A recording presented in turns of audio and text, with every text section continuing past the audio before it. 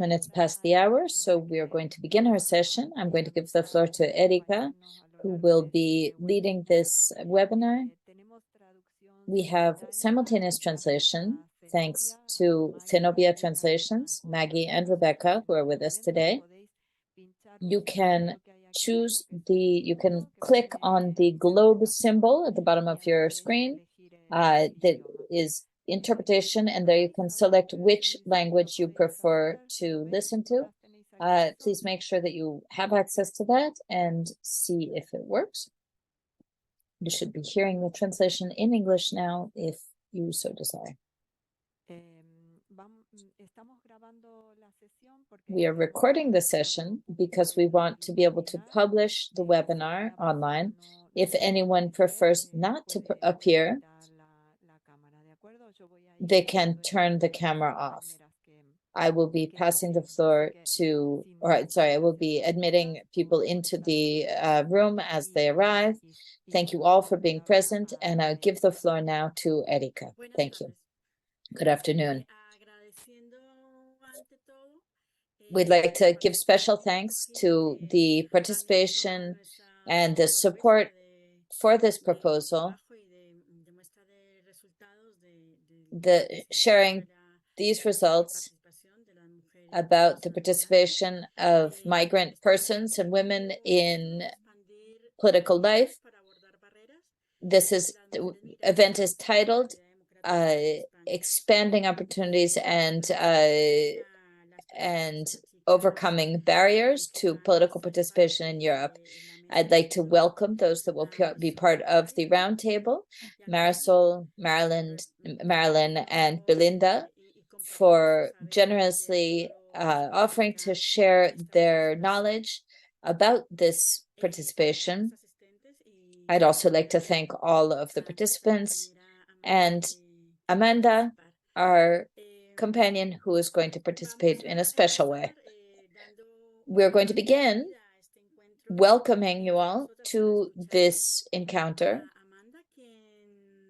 To begin, we'll have Amanda Novoa with us, also known as Agno, as part of the band Mango Nectar.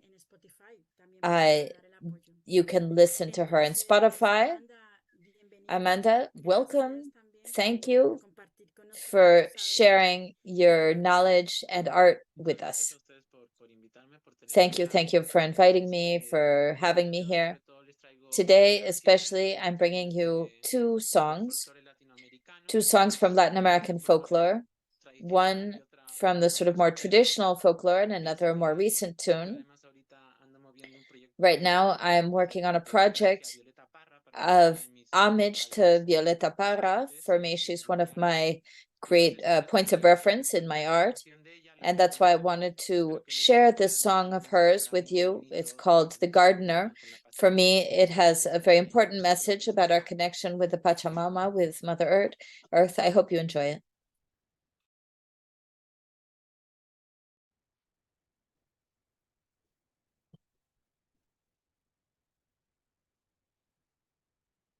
Para olvidarme de ti, voy a cultivar la tierra.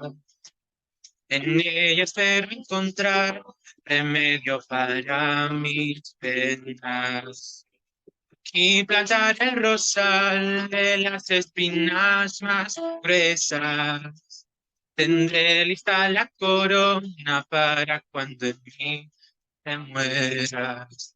Para mi tristeza violeta azul, tablina roja para mi pasión. Y para saber si me corresponde, con blanco, manzanillón. Si me quieres mucho, poquito, nada, tranquilo queda mi corazón.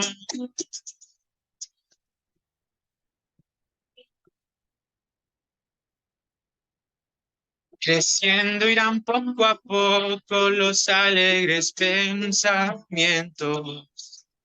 Cuando ya estén florecidos irán en pos de tu recuerdo.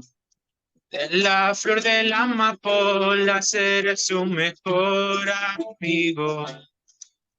La pondré bajo la almohada para quedarme dormido.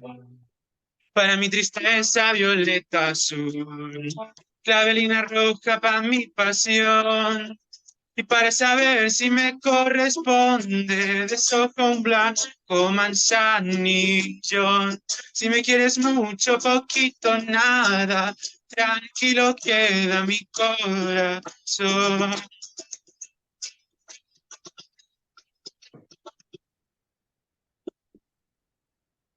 Cogollo de toronjil, cuando me aumenten las penas. Las flores de mi jardín han de ser mis enfermeras. Si acaso yo me ausento antes que tú te arrepientas, heredarás estas flores, ven a curarte con ellas. Para mi tristeza, violeta azul, clavelina roja para mi pasión. Y para saber si me corresponde, esto con blanco manzanillo. Si me quieres mucho, poquito, nada, tranquilo queda mi corazón. Si me quieres mucho, poquito, nada, tranquilo queda mi corazón. Si me quieres mucho, poquito, nada, tranquilo queda mi corazón.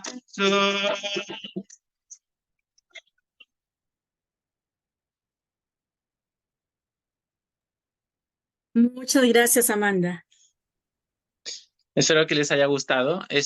Aprovecho, pues como comentaba, yo ahorita ando moviendo este proyecto de homenaje a Violeta Parra, que se llama Baila Violeta. Mañana estaré presentándolo en la parcería a las 9:30. Están, por supuesto, quienes quieran venir están completamente invitadas. Y ya pues ya me despediré con este segundo tema de una artista que yo también admiro muchísimo, Natalia Lafourcade, una mexicana bellísima. Hace poquito además estuvo por Madrid, esta canción que además es bien conocida, bien hermosa, Hasta la raíz. Espero que les guste. Amanda, perdón, acerca un poquito la guitarra al sonido, al Sí, ordenador, para que se escuche también un poco más la guitarra. Sí. a ver. ¿Se escucha mejor ahí? Sí. A ver, pruébala. No se escucha. No se escucha, Amanda. A ver.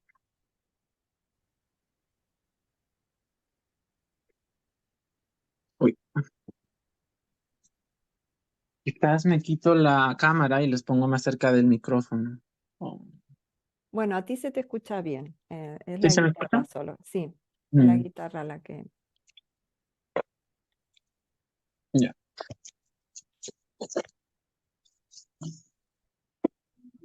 Ya, les voy a intentar tocar más fuerte la guitarra, entonces. Bueno, es un cuatro venezolano, no es una guitarra.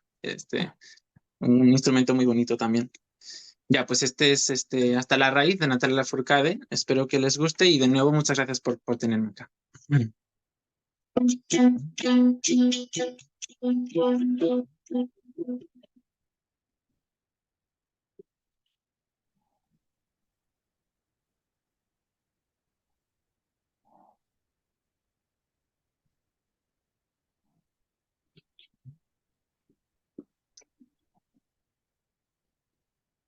Sigo cruzando ríos, andando selvas, amando el sol. Cada día sigo sacando espinas de la profundidad del corazón. En la noche sigo encendiendo sueños para limpiar con el humo sagrado cada recuerdo.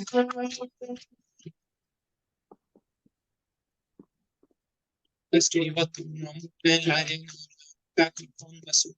Cuando miro al cielo, por mi frente una nube gris, aparezco tú. Una tarde azul con alta luna. El pasado sabrás que no te he olvidado. Pero de nuevo hasta la raíz, hasta que crezca, estar aquí. Yo me puse tras la montaña y encontré un campo lleno de caña. No habrá manera, mi rayo de luna, que tú te vayas. Oh, oh, oh,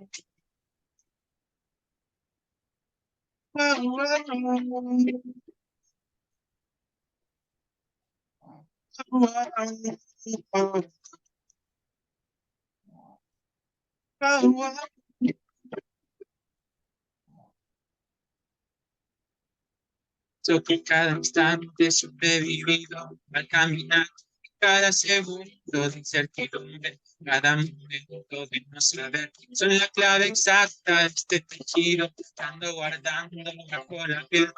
Si te protege, sigues dentro, llevo dentro hasta la raíz. Es que crezca, vas a estar aquí. Yo me fui tras la montaña y encuentro un campo lleno de caña. No habrá manera, un rayo de luna que te vaya.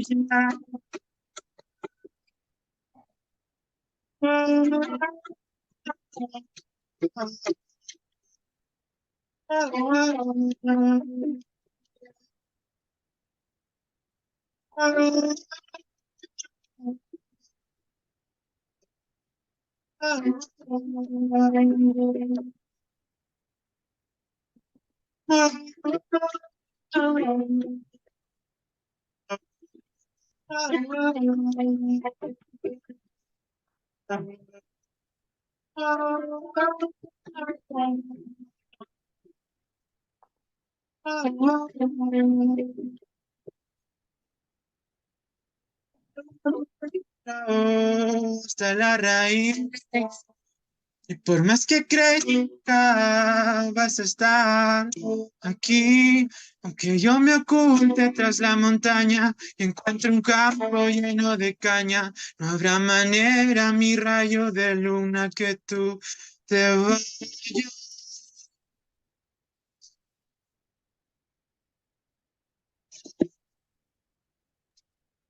Amanda, muchas gracias por compartir tu saber y tu sentir.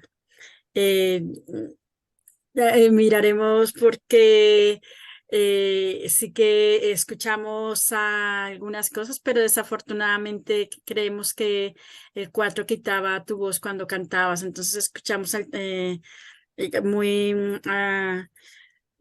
muy poco. Voice, and sometimes when you were singing at the same time, we could hear your instrument, but not all the time, unfortunately. Anyway, thank you so much. We're really sorry that we're unable to listen to you, the instrument, but I am sure that we will have another opportunity to listen to you and your music. And all the best for tomorrow. Of course, and of course, you want to contact me for any other event or meeting. I will try to fix the sound of the guitar for my instrument for next time. But thank you very much once again. And I'm preparing for tomorrow, so I need to leave the meeting. I cannot stay, but I will send you all my strength, and congratulations for your work and everything that you do. Thank you very much. And have good luck with your rehearsals and good luck for tomorrow as well.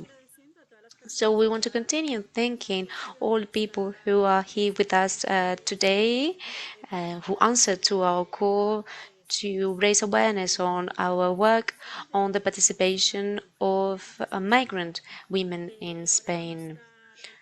And now, without further ado, after listening to Amanda's song, we're going to pass the floor to Silvia Carrizo. She's representative for Red de Mujeres Latinoamericanas del Caribe. Silvia, the floor is yours. Thank you very much, all of you, for being here with us today, for all the work that you were doing. Today, I'm here representing Red Latinas.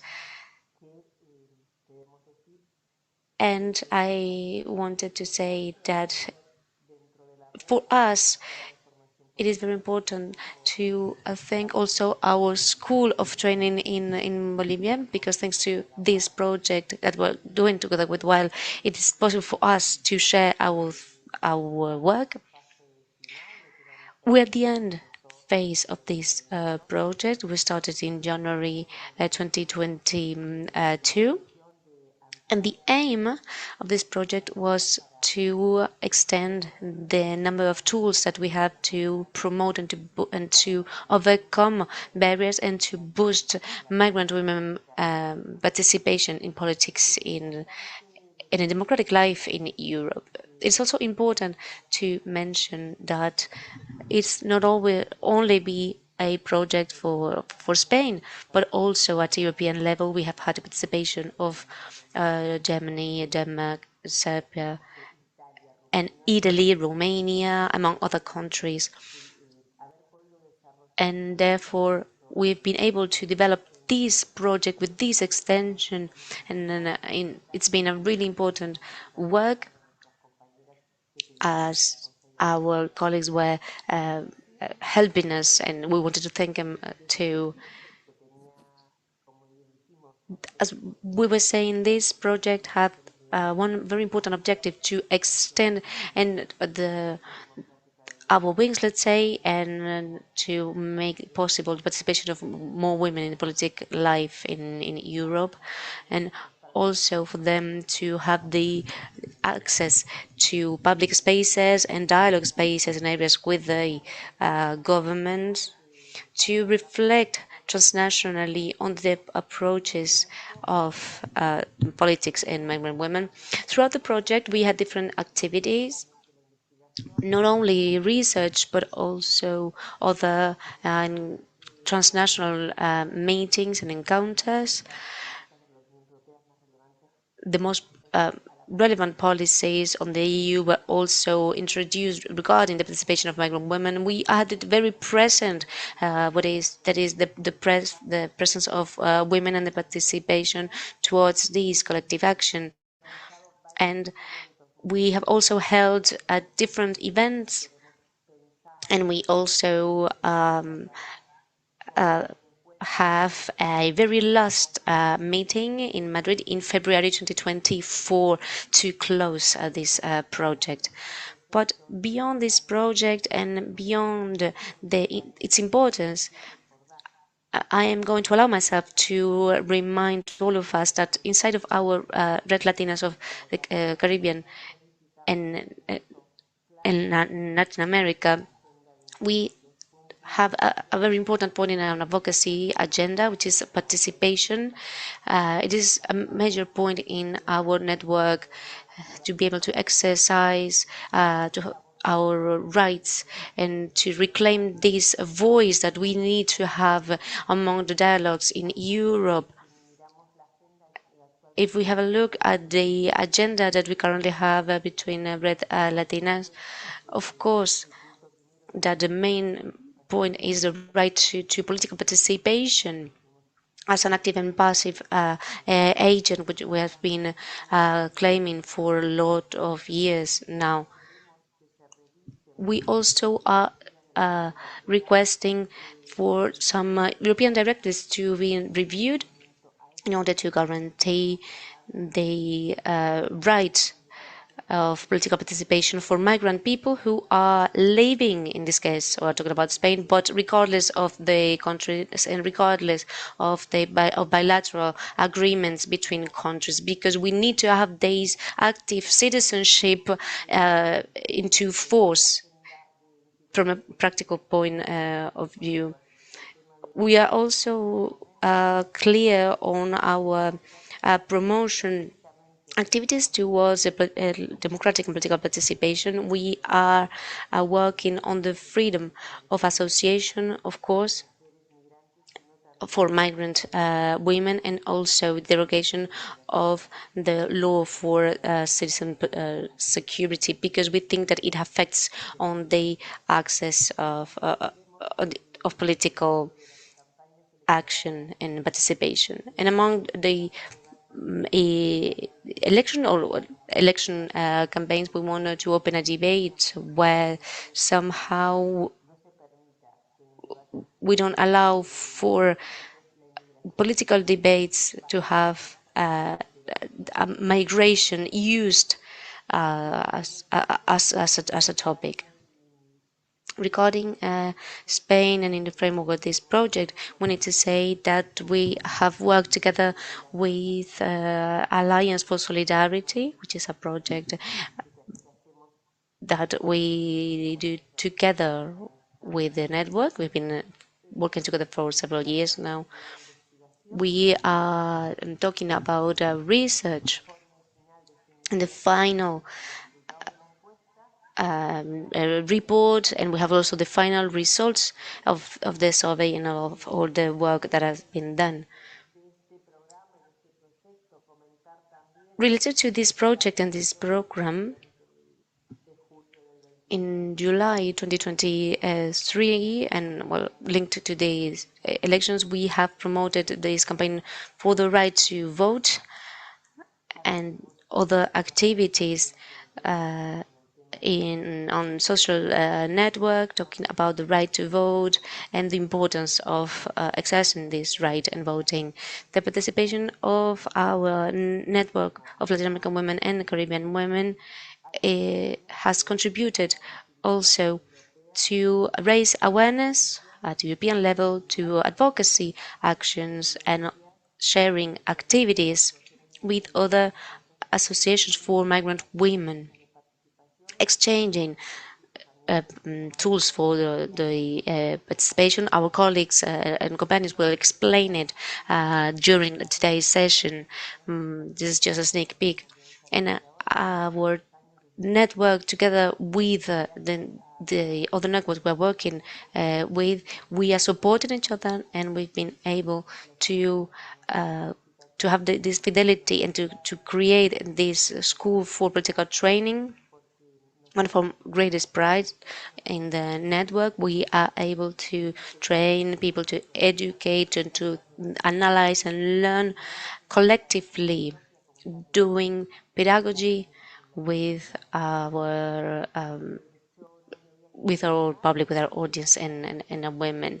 I think that today's session is going to be really interesting. And I want to thank you all again for your work, for being here today. And now I pass the floor to Silvia.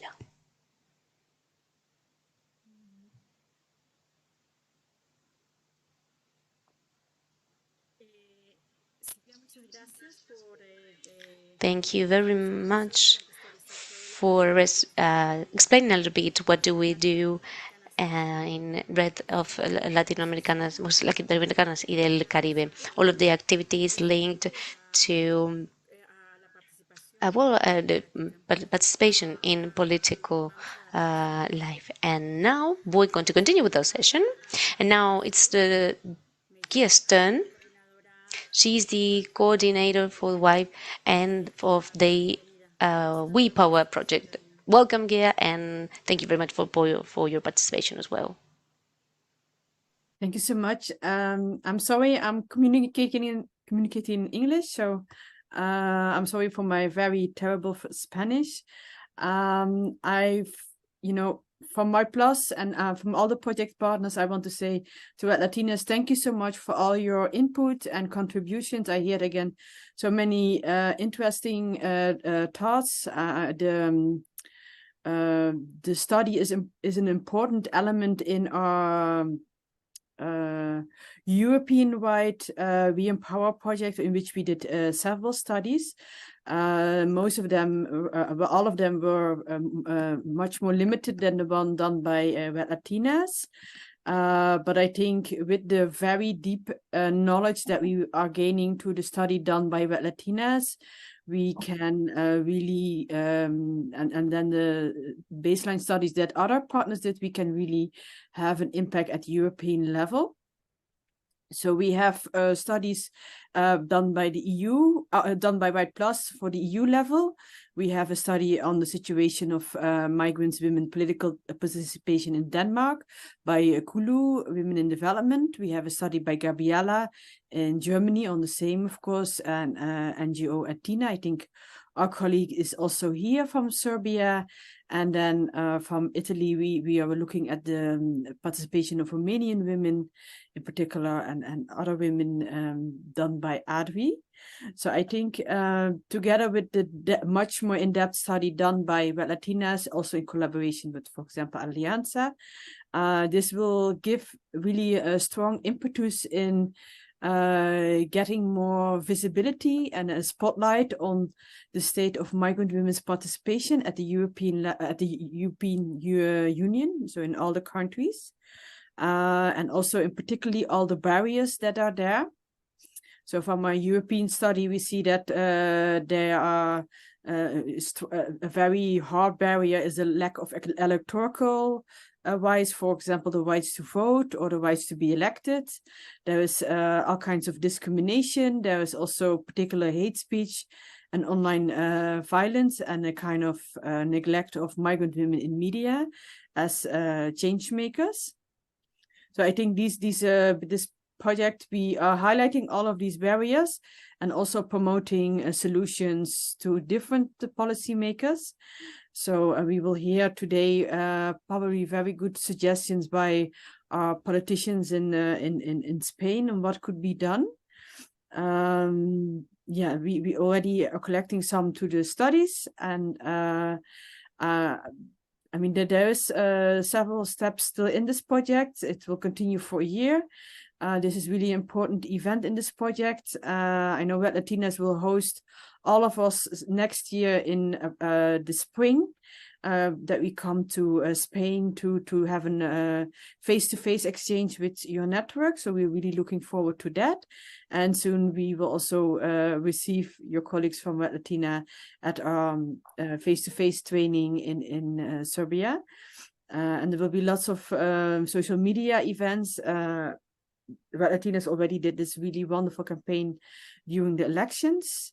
Yeah, and this is also again really an important moment, and something we can as a tool afterwards use towards different audiences, not only in Spain but also at the EU level, to promote really that there needs to be political and policy solutions to enable migrant women to take more part in political life and in democratic life. So thank you so much for undertaking this important project with White Plus. And yeah, it's really wonderful, all the knowledge and analysis that you have come up with. Thank you.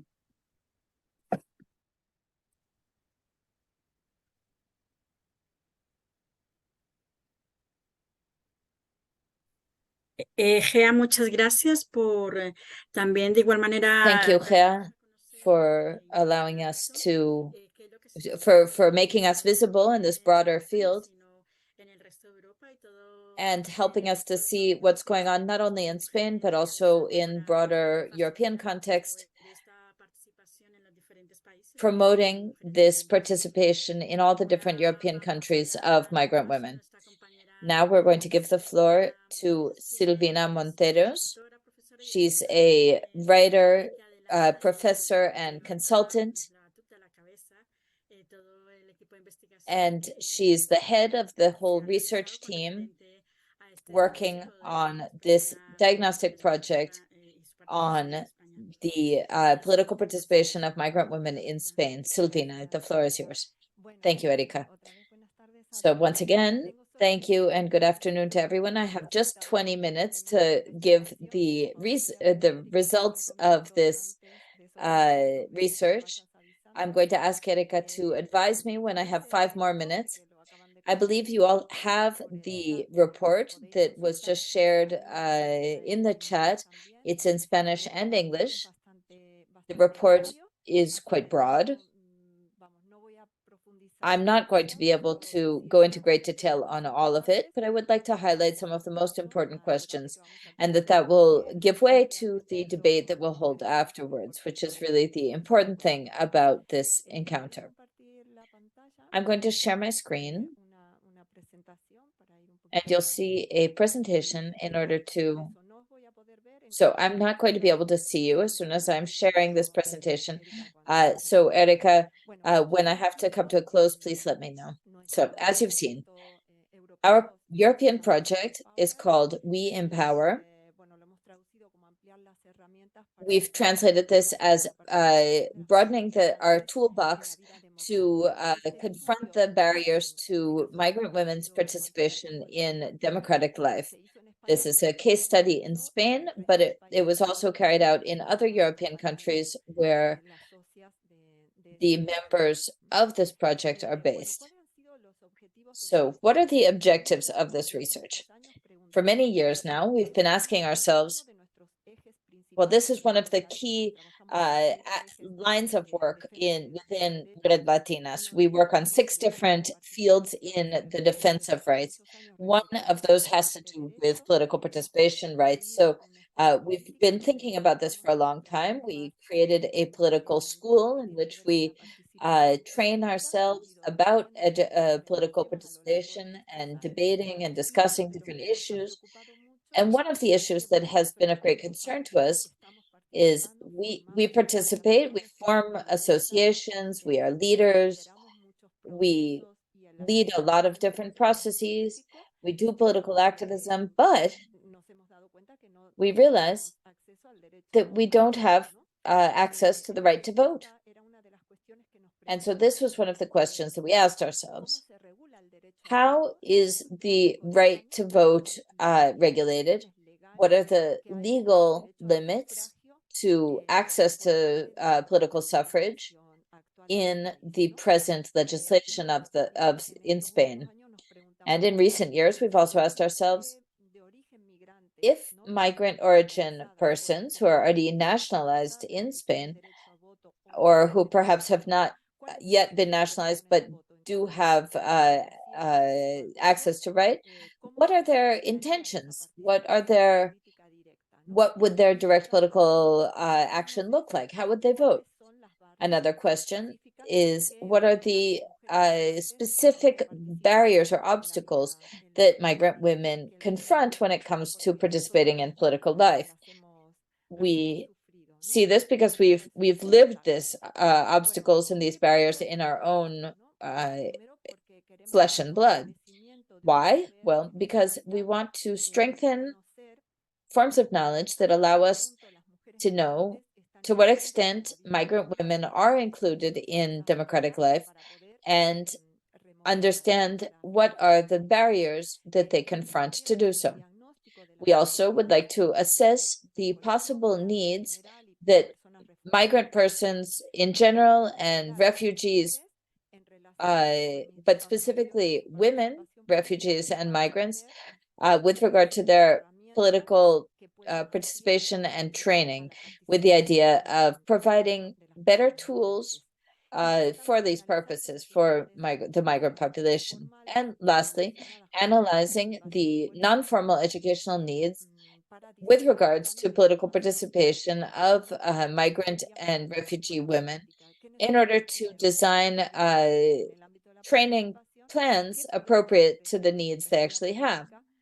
So what could we offer as training within our political school for these women? So with all of those questions, we've carried out 2 different studies. First, a qualitative study led by Alliance for Solidarity, which is one of our ally organizations, both in Spain and at a European level. With that organization, we collaborated some years ago on a qualitative study about the barriers that migrant women confront in political participation.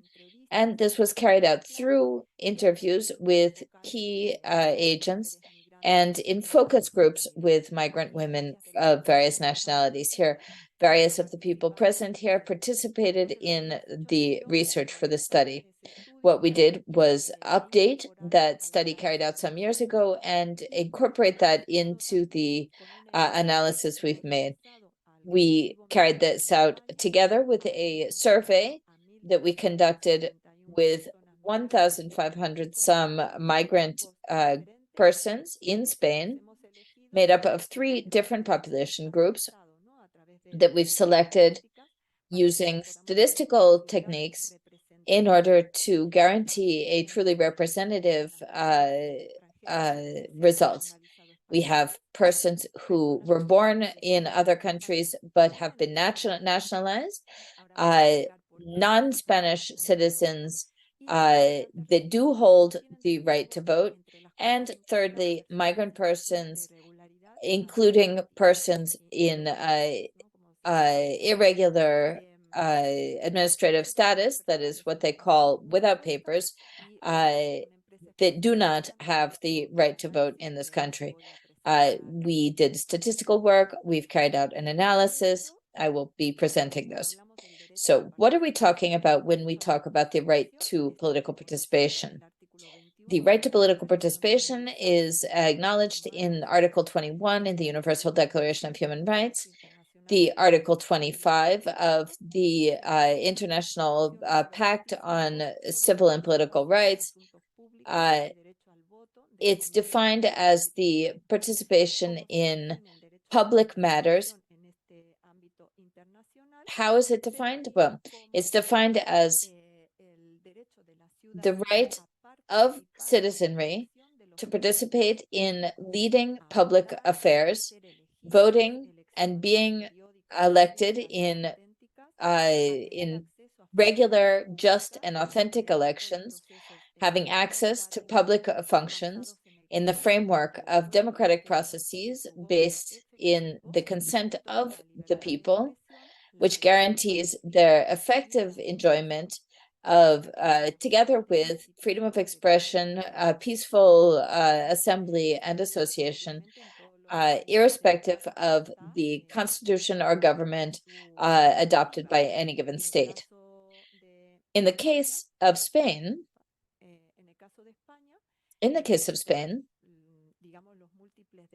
among the many different rights that are included within the right to political right, there's a constitutional acknowledgement of the right to assemble and to associate. This has been a great fight for migrant persons. That has been a battle to guarantee the right to assemble and organize, especially by the population of persons with irregular document status, the right to political suffrage and to the vote. In democratic countries, citizens have the right to present themselves as candidates and to vote. This guarantees the right to a secret ballot. This includes also, this implies other rights, like the right to establish parties, to have information about all of these different participatory processes, to propose or nominate candidates, to register as a voter, to promote and defend the right to vote, and to vote individually in a direct and secret manner. This is what our Constitution and our laws in Spain recognize. But what happens? In the case of migrant persons, this right of citizenship is limited. It's restricted. It's restricted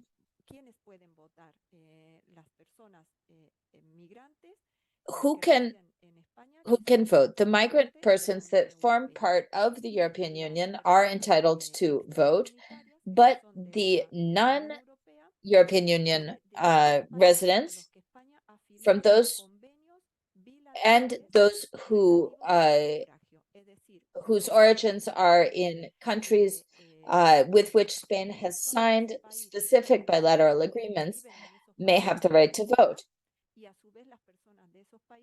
The people from Spanish citizens living in these countries can vote there, and citizens of those countries living in Spain can vote here.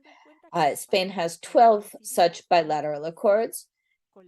Meanwhile, in Spain, we have over 100 different persons of over 100 different national origins. These other countries, I'm going to highlight one specific example.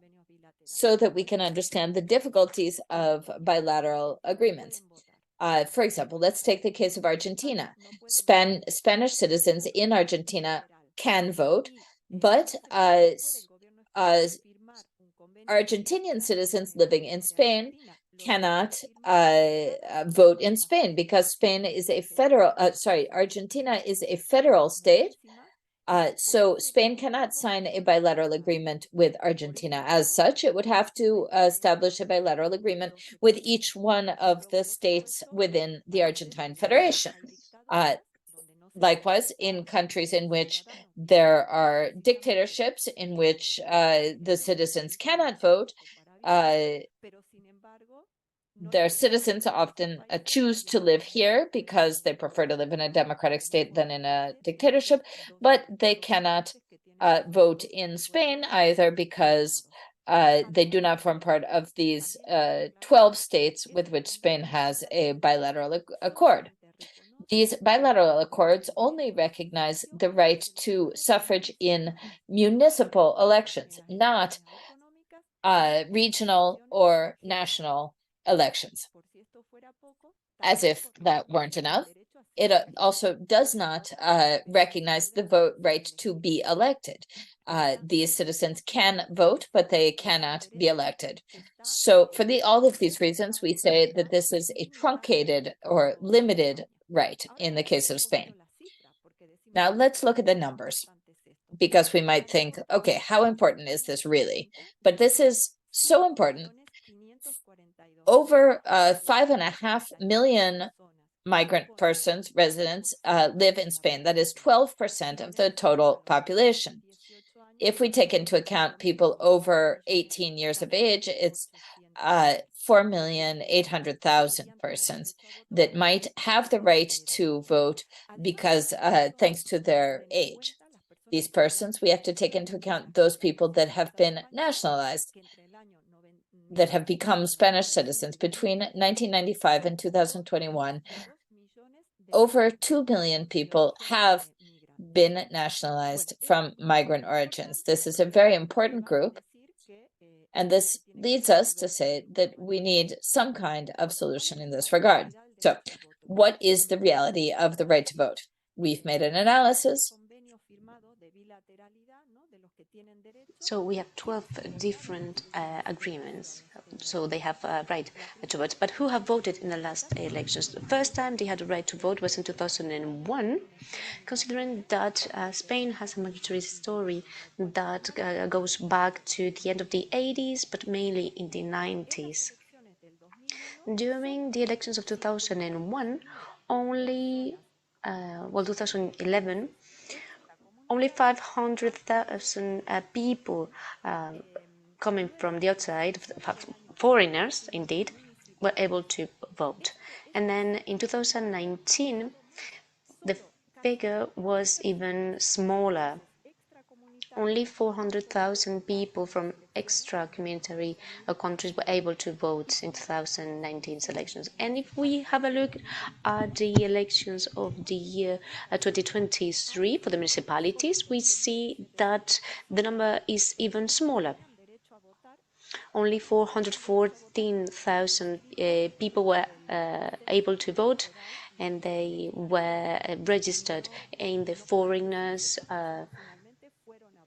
register for voting. They had the right and they were registered, but we know whether they voted or not. We can see some of the countries where Spain has, with which Spain has bilateral agreements.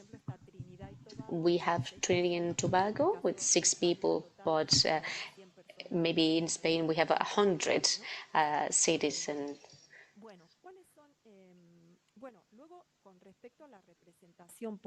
Regarding political representation, we don't have any studies or surveys. We are not able to know who have had a residency and who have been in the electoral lists of the political parties in any elections, or because since they are Spanish citizens, they can be elected.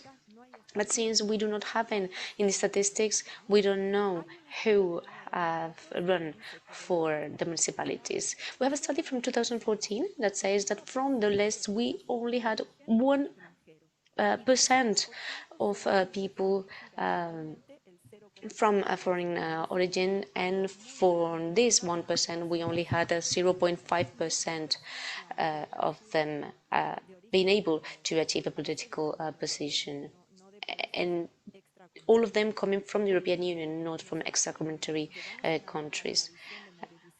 We've been working for a long time in working with different movements for the migrant communities in Spain. We have also participated in the 15th of March that made possible the creation of new political parties, and we are working and fighting every day. La silenciamos, a ver, esperad un momento. Un momento a ver si La podemos silenciarla. Creo que yo lo puedo hacer, pero tengo que quitar el...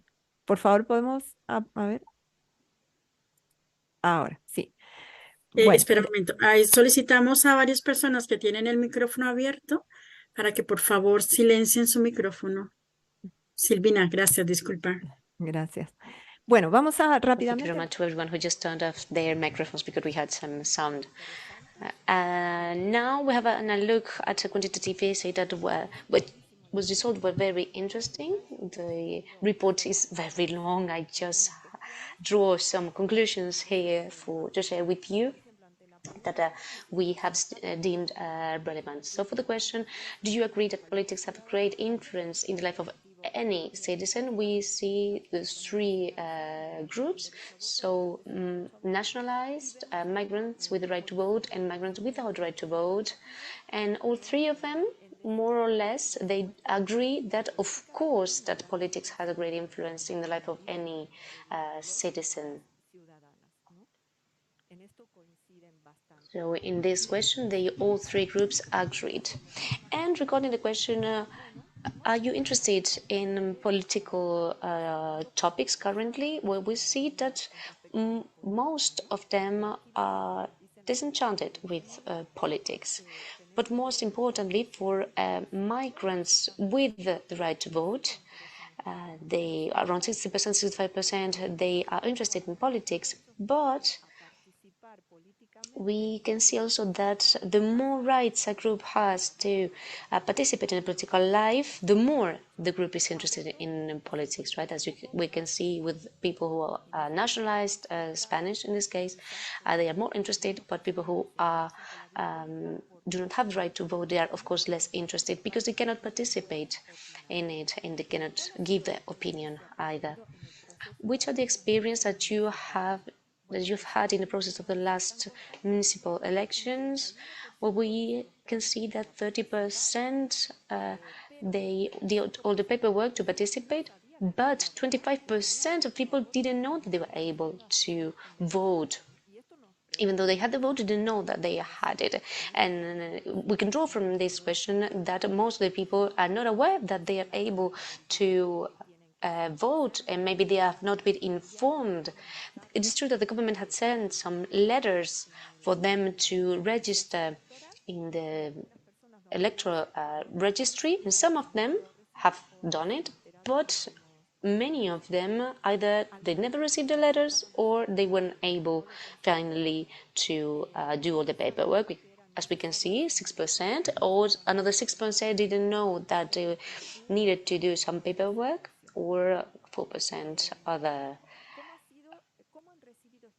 they had other problems not to vote. And regarding how they did receive the information for the voting process, almost 60% did receive information from the general government, and 16% received it from their friends or families, and also from different networks, to social networks, and we need to prepare people for political participation. 7% say that they received information by an association, and 6% they received information through the media. So here we know that the government need to put the means to inform the population regarding the right to vote, their right to vote, mainly for the migrant community. What has been the experience for migrant people? Well, 90% of migrants with the right to vote voted in the last general elections, municipal elections. So from here we can draw that they are interested in political topics, and for them voting is important.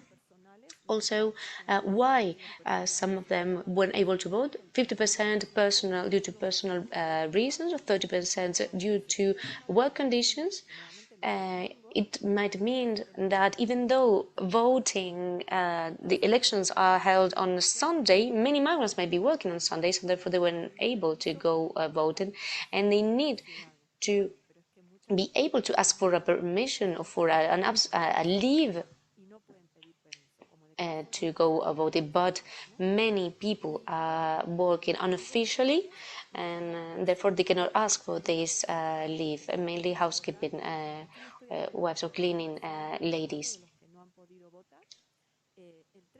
Also, 30% weren't able to vote because they weren't registered in the electoral registry, and that is because they need to apply for the registry but didn't fill the paperwork. Which political party did they vote? We asked them who did they vote in the last elections and who were going to vote in the very last general elections. We can see that important percentage voted the Social Party, 10% voting Popular Party, and 7% voting Vox, far-right party. And almost 12% they voted Unidas Podemos. We also have Ciudadanos, Más País, and so on. So from here we can draw their voting intention depending on or regarding the migrant communities. And next, we had a very important question and very relevant for them. We asked them whether they knew which were the political idea of these countries. 5 minutes left that I have. Okay, I'm going to summarize.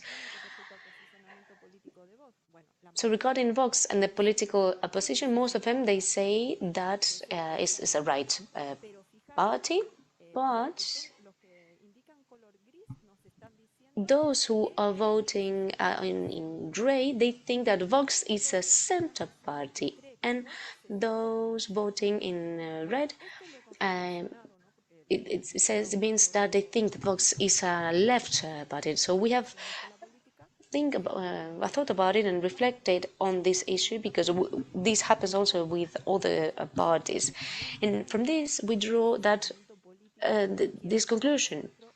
Many people do not understand what center, right, or left political parties are, because they come from countries where it doesn't happen. For example, in Argentina, Silvia is also here, she can also elaborate on this.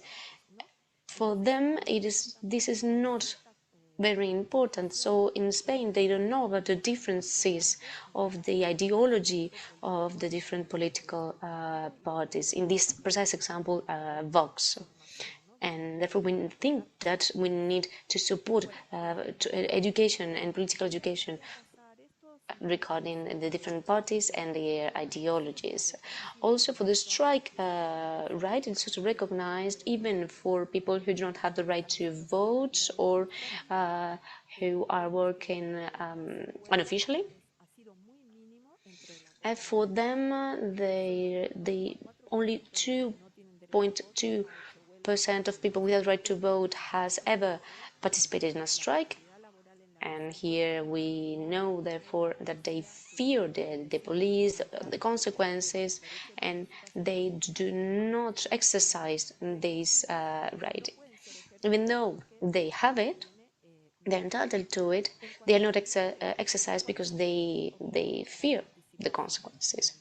Which are the obstacles for political participation? We have the situation of migrant women with, of course, a labor precariousness that is huge.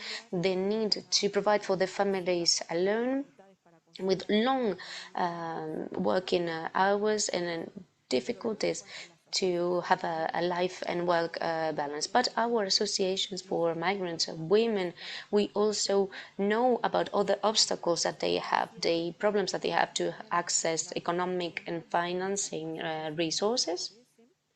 Some associations, due to the also lack of resources, they disappear, so they have no point of reference. And we also provide them with help for in some environments that are highly hierarchical, with high hierarchy, and also for everything that is being an obstacle for the participation of women in political life and the social society. And regarding recommendations, of course, they need to review the foreign law of migratory management. The government needs to make a swift process for the regularization, administrative regularization of migrant people, because it is now on standby. We are requesting the right to vote and the access of all of the channels for political participation in a formal way. We want to vote, and we want to vote with our own criteria, not the criteria for bilateral agreements, because we have in Spain, there are people who have been living here for more than 15 years. They are Spanish citizens. They are permanent residents in Spain, but they don't have the right to vote still, because there's no agreement. We want to improve the conditions for migrant women to facilitate the participation, the access of public jobs, and also to the public administration, raising awareness and fighting against racism, education for the citizenship.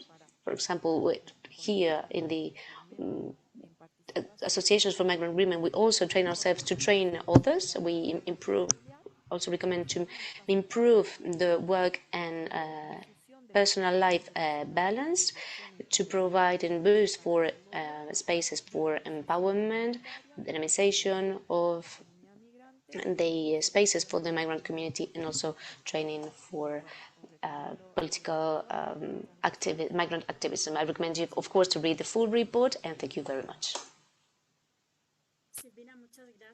Thank you, Silvina, for introducing us to this very important report, and especially for allowing us to take a sort of initial look at everything that has been researched and worked on in this process. We're going to continue after the presentation of this research. We're going to continue with the second part of today's event. We will open the roundtable. The dynamic here is that we will ask a question, and our three colleagues that have joined us today will have a few minutes to respond. And then at the end, we hope to have time allowing everyone to ask questions or make comments. So let us open up this roundtable of experiences in political participation. We have with us today three companions, three colleagues who are going to share with us their experience and their process within their experience of political participation. We're going to introduce them. We have Marisol Reño. She forms part of the Social Workers Party in Spain. she's been nationalized to Spain. She studied psychology in Colombia and worked and organization and administration. From her association, she works for human rights, migrant women's human rights. She's been the secretary of diversity in the Socialist Party in the town of Getafe. She's currently the mayor in the municipality of Gordo in Madrid from 2023 to 2027. She has been elected to that position, and she's the first Latin American woman to hold a mayorship in Spain. Also with us today is Jesus Marilyn Padilla Flores. She is forms part of the Popular Party. She was born in Santa Cruz, Bolivia. She resides in the municipality of Parla, and she's an activist for Bolivian democracy. She's participated in the municipal elections on May 28th, 2023, as a candidate to the town hall in Parla. Thank you again, Marilyn, for your participation. And lastly, we have with us Belinda Ntuntumo. She is of Afro-Spanish origins from Murcia. She is a technician of agriculture and environment. She is the coordinator of the Afro-origin Spanish organization. She forms part of the Federation of African Organizations in Murcia and SOS Racismo, so Stop Racismo. She was a candidate for the town hall of Murcia with the party Podemos in the last municipalities. She currently no longer forms part of Podemos, but she was formerly linked to that party. So we open the floor to this dialogue. We're going to begin with a first question. Do we want them to tell us what encouraged you or what led you to present yourself as a candidate in municipal elections in Spain? We have just a few minutes for each of you to comment your motives. Who would like to begin? All right, Marisol, please go ahead.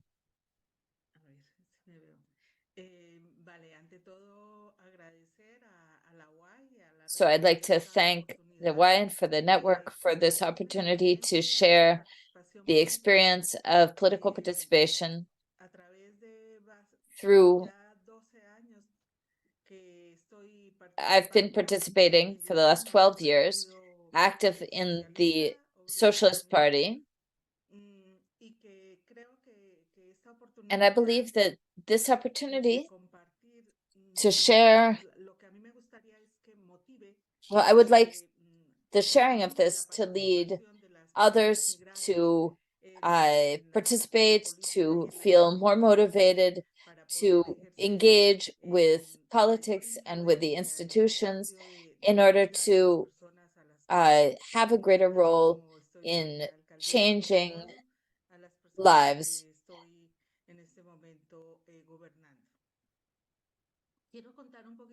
I'd like to talk a little bit about my trajectory so that in this way we can see how I gradually, bit by bit, got involved in this political life. In 2011, I was already very active in the Colombian House here in Spain and the network of Latin American and Caribbean women in Spain. And I was curious to understand how political parties function in Spain. I was curious. From being in associations, I became very curious about how political parties function here. I had been interested in politics already from back in Colombia and from my own childhood. My father was a notable activist in the village where we lived, and I saw through that how the exercise of suffrage, of voting, could be a very exciting and important thing. I liked to assist him and to accompany him. I want to show you my membership card of the Socialist Party in Spain. I don't know if you can see it. You see my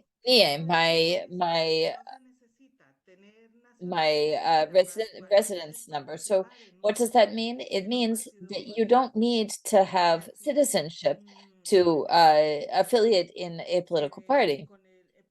I joined the party back in 2011, and I began to attend the assemblies in Getafe. I started out just listening and observing.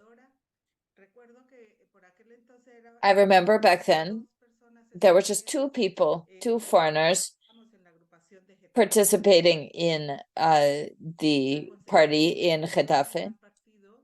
And the town council member accompanied me. She served sort of as a godmother. And at some point, she said to me, "You should speak up. Speak up. Say something so that you can win some terrain. So ask questions about migratory policies here in Getafe." And that's how, bit by bit, I started speaking up in the assemblies. And parallel to this participation in the political party, in the network of Latin American women, through the political school and the training school, I also started to feel more empowered. These are so on the one hand, lived experience, and on the other hand, political training of political thinking that started building up, that I was building up through my contact with this network. I'm tremendously grateful to this network. It's one of this is what I'd like to really highlight. I'd like to really recognize the value and the importance in this project of everything that this network has done to make it possible for me to be where I am right now.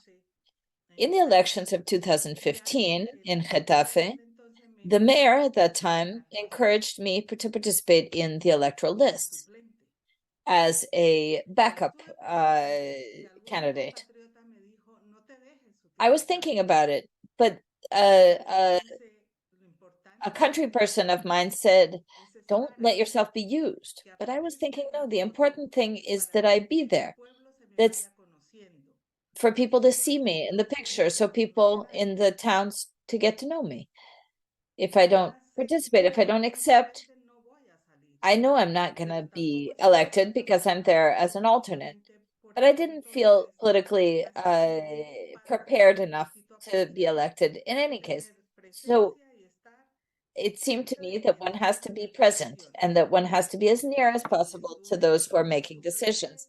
So I appeared on the list as an alternate back in 2015. We lost those elections, but I continued attending the assemblies of the party. And then in 2017, I was invited to form part of the executive group of Getafe as the secretary of diversity. If I hadn't joined the party, if I hadn't accepted to be an alternate on the list, they wouldn't have known me and they wouldn't have known my work well enough to invite me to occupy a position like that. So this is all within the party in Getafe. Within the party, there was a very active Latin American group some maybe a decade ago when Pedro Cerolo was president.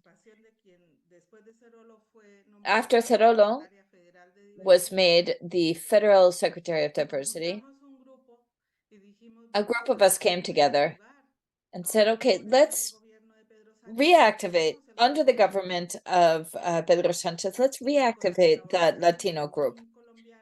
And with the collaboration of a Colombian citizen who worked as a lawyer within the party, we started to strengthen the group within the party. This colleague, since he was within the party, he helped us organize ourselves, make our meetings, allowing us to meet with the Secretary of Migration, the Secretary of State, the Director of the Social Security, and the Ministry of Labor. so through our research, our studies, we started to be able to transmit directly to these decision makers. You have 1 minute, okay? I'm sorry, Marisol. In the campaigns for the elections, we supported the party by distributing papers in the street, attending meetings, visiting groups. And that was a way also to feel more recognized within the party. And then in the last elections, I was encouraged, since they're very small villages in which no one living in the village wants to run for mayor, the party seeks out people. And so I offered to do that, and I was put as #1 on the list of Reborde. It's a very small village of less than 100 citizens, such that we could go door to door to all of the citizens of the village. And so I was elected for this administration after 12 years of forming part of the political party. That's my experience, and thank you very much. Thank you for sharing your experience. Marilyn, Melinda, who would like to go next? Marilyn, please go ahead. Por favor, tu micrófono para poderte escuchar. Please turn your microphone on so that we can hear you.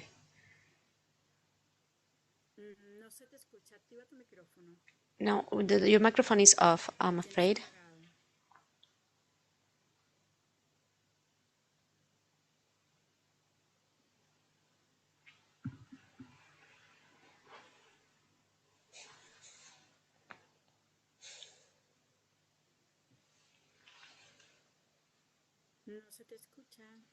I'm afraid we cannot hear you.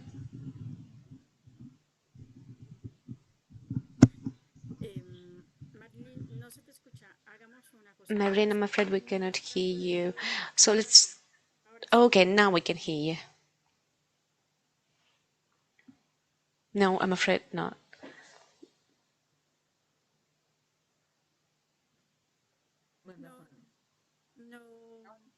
Ahora sí. ¿Ahora me escuchan? Sí, Marilyn, ahora sí te Can you hear me now? Of course, now we can. Thank you very much. You have the floor now. Well, it's a pleasure for me to be in here with you for the first time. It is. I'm proud to see so many women here in front of me on the screen, always having a look at the Spanish politics and being up to date. And of course, they are looking at the politics of their own countries as myself. Many of us have our hearts divided, sometimes in our countries of origin, sometimes in our countries of residence. Both of them situations hurt our hearts, but we try to do our best. Our fight is both here and there, and therefore, well, I am grateful for this invitation. Regarding my experience, I've been living in Spain since November 2001.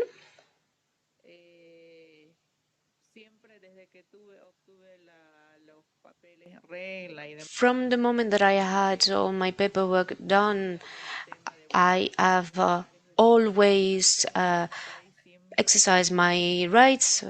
Now, of course, the right to vote, even in my home country, I never missed the opportunity to vote in Bolivia, because I think it is important for every citizen. And when I was able to vote in Spain, I was among maybe the first of the migrants who started voting the moment they were able to. And sometimes I'm surprised of seeing how Spaniards they do have the right to vote, of course, but they do not consider it as important. And in other countries, we are losing our right to vote.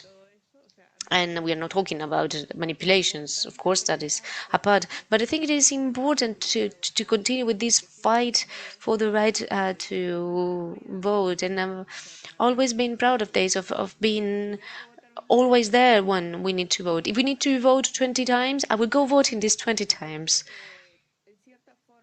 And in some way, from 2015, I started doing some activism for my country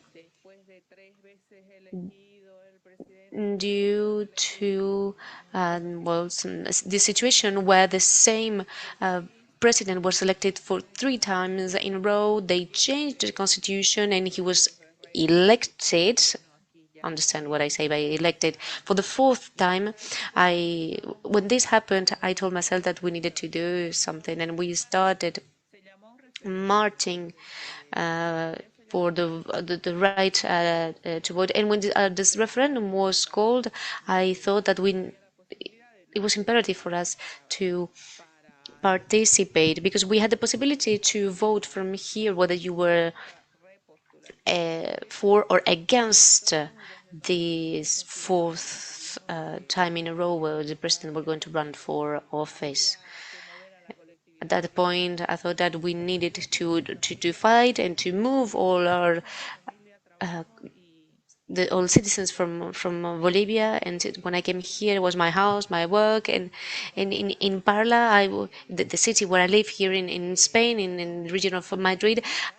For me, it was not a priority to integrate with the community, and discussing it at home, because we always discuss everything at home, we decided that we needed to join the movements for the referendum, to participate in the referendum. And from that moment, we are fighting together with my Bolivian citizens, and we are also organizing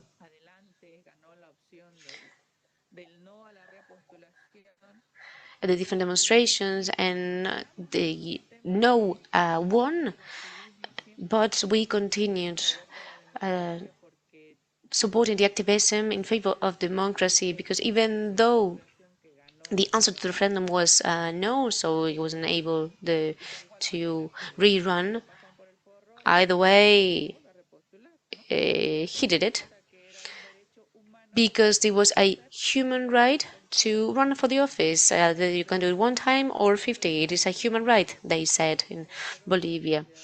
And it also created big trouble among the citizenship, and therefore we continued demonstrating until the electoral process in Bolivia. And from that moment, I started meeting with other colleagues and citizens with the same interests. And when we see that despite everything that we do and that can be done, Bolivian people here, we also have our needs, and moreover, even when we are fighting for the best future in Bolivia, we need also to fight for our situation here in Spain. Because years go by and everything stays the same. Many people, as some of you said, are not even aware that they have the right to vote. And therefore, we were aware that we needed to work for encouraging people to participate in the elections. Why not going to vote and elect the mayor for my town hall, or the president for the region, or the country that I live in? Because we are living here on all daily basis, and we are this is our lives that we are developing here. So we worked to encourage people to go voting. And well, at the beginning, I was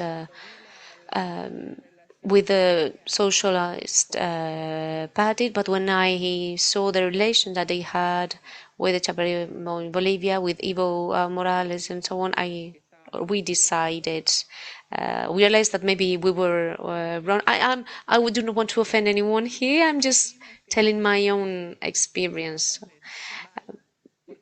From our point of view, we weren't comfortable with supporting this party, because we thought that by supporting them we were supporting also all the things that they were doing in Bolivia, and we weren't good. We weren't comfortable with ourselves. We said to ourselves, we cannot support a political party that is supporting the party that is doing all these bad things in our home country. And we said, okay, this is it. We're not voting anymore. Afterwards, we voted as Ciudadanos, but then we also realized that at the end of the day, they are also in the same in the same ship, right? They're doing the same things. But we realized that either we support these other people, or everything is going to become the same as in our country. And from that point on, we started voting from Popular Party. First of all, we voted them, then we were engaged with the party, and from the elections of 28th of May, I started, and I decided to be militant, an activist for the Popular Party. The only one from the family, but thought that if we want to fight, we need to stick to the rules. As Marisol did, as I want to be in the inside, but I want to be there with all the duties and obligations, and of course, but I don't even have my card yet of activist from the Popular Party. I registered in May, but well, from this point on, I was with the colleagues, and I went with them for some activities, and I was invited to participate in the list for council, women council, for the council office here. And since I met all the requirements, I asked my family, and we all agreed that it maybe was the best place, as Marisol said. We knew that we weren't able to be elected, but at the same time, we thought that it was important to be there from the inside, to have a voice from the inside for my community, for my collectivity, and also to show people that it is possible to participate and to be there from the inside, where decisions are made. And well, from that moment when I was invited, I accepted my candidacy, and from the municipality elections, and it's been a wonderful experience. I do not regret it, because that was a step that I wanted to make, and well, with a deep thought of it. Of course, before making this step, we run different paths and explore different options. Now I feel more integrated here in Barla with different activities, and the time that I have left to work for my family, my work in the activism, I still participating, and I think that we need to take it seriously, actually, and continue doing all these efforts, because I think it's worth it. Thank you very much, Marilyn, for sharing your experience with us. Belinda, the floor is yours now.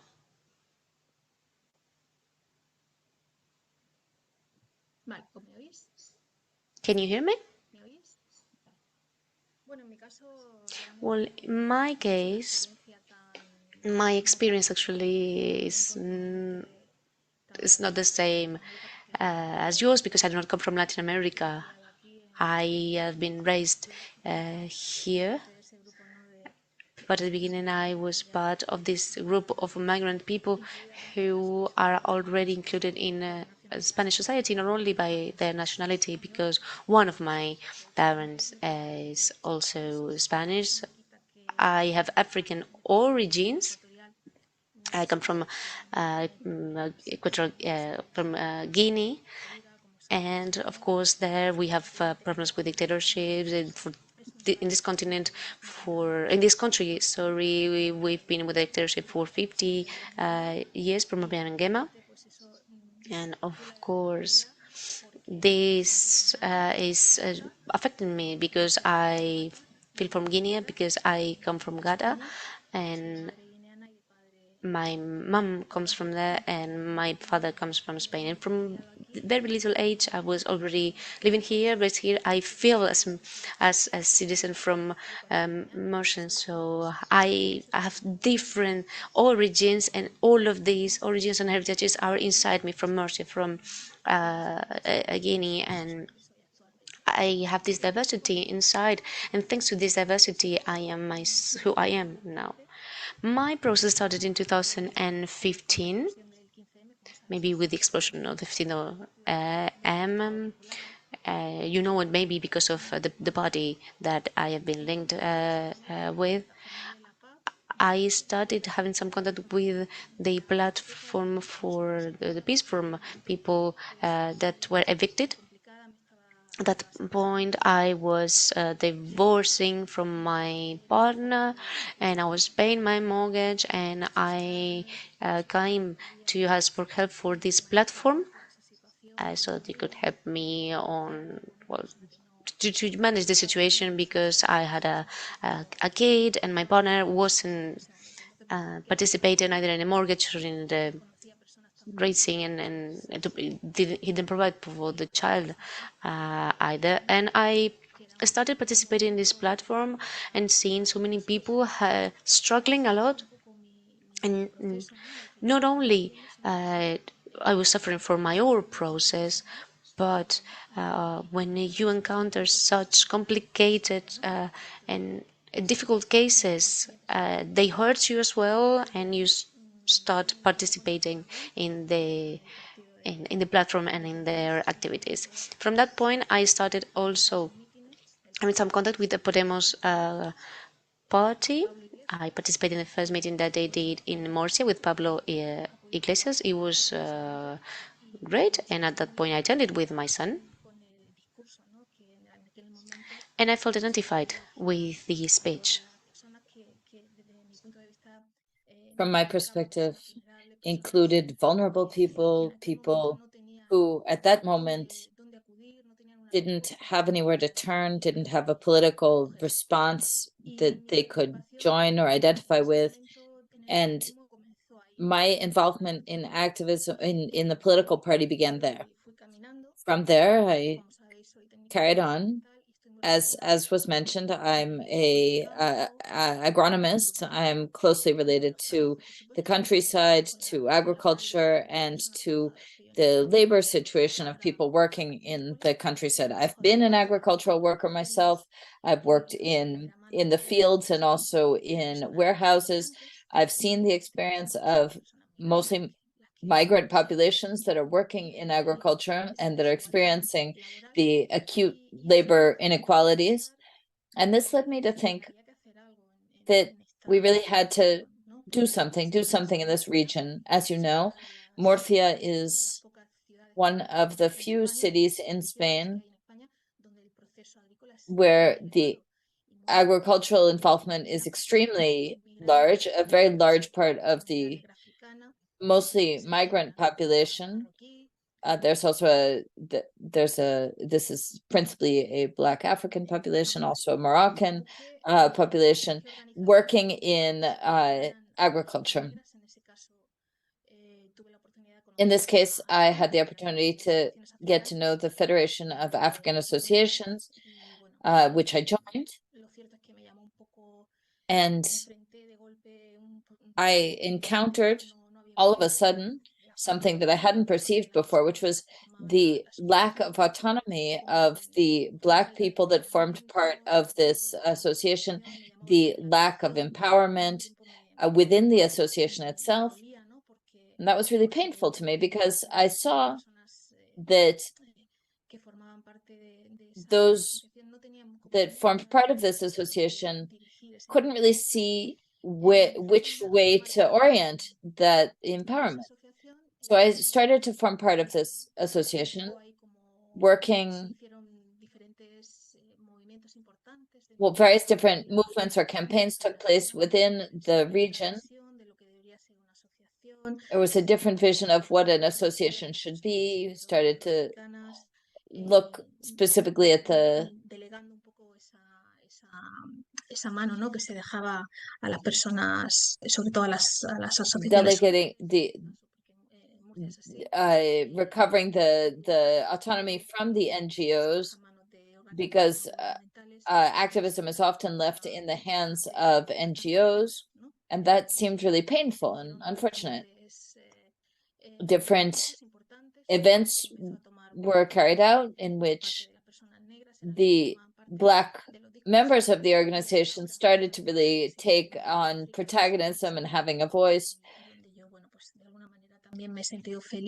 And that's where I have felt really happy to see these changes and to form part of that, although there's still quite a lot to do.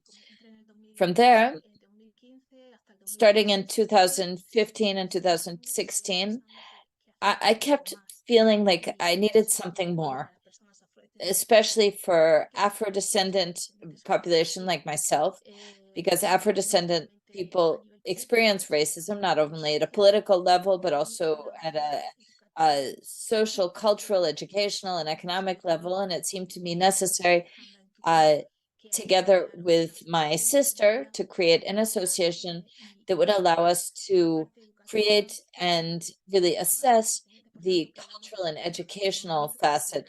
So we created the first association of Afro-descendant in the region of Murcia. Principally, what it does is a cultural action and empowerment through culture. In this case, Guinean culture through the project Poto Poto, which is a project that highlights Guinean stories and literature in order to provide points of reference for this. So that's been my experience with that association. From there, we've worked with workshops, we've done a lot of different activities. Fueron surgiendo diferentes cosas, como and different things have come up along the way. The death of George Floyd was hit us in Murcia very hard. We held a demonstration that was very important in the Murcian region. That's where I began to form part of both the Afro-descendant association in Murcia, but also in at a national level, and began to become politically involved with other Afro-descendant people throughout the Spanish state. I consider myself an activist, but above all, I'm a person, I'm human, and I believe we have to change things, change the things that we face directly, and we have to carry on. I continue forming part of various groups in my region in order to be able to highlight the work of Afro-descendant population, which I could see that in our city was really a total novelty. It was really new. So I formed part of the unified platform with the murder of Yunus, a Moroccan citizen who was killed. We put together a major protest together with Moroccan associations. And at that time, some years into this, there was someone who was familiar with my work throughout the region of Murcia, and they proposed that I join Podemos as simply a affiliate, member of the party, not as a candidate by any means. So I joined. I wasn't going to change what I was doing. I have never needed a party to be an activist or to know what's right or wrong. I continued doing the same things that I had been doing. And then just last year, it was proposed that I form part of the list for the elections for the town hall of Murcia. As you know, when the lists come out, there's a pre-list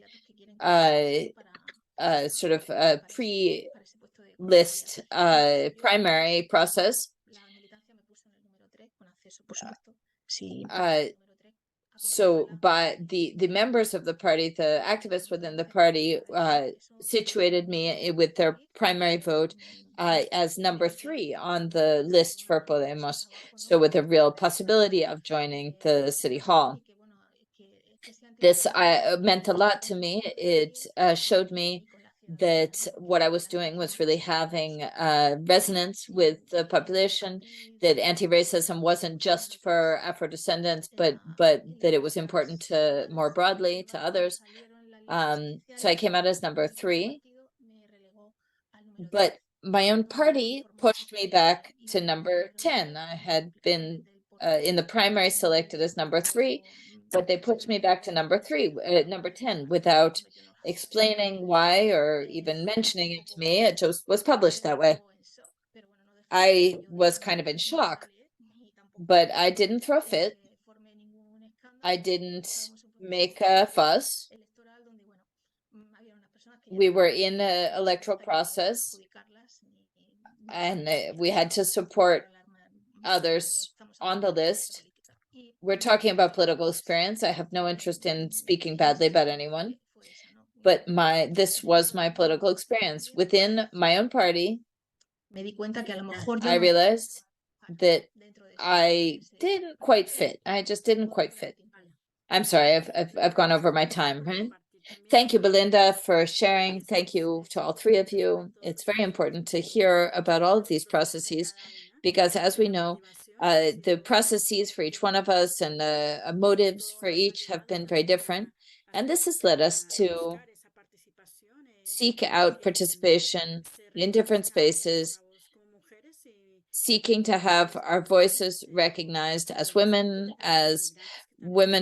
migrants or descendants of migrants. So please keep our time limits in mind. It's very uncomfortable to have to cut you off. And it's also important to be able to have some time for questions. So here's our second question. And this is related to, as Belinda mentioned,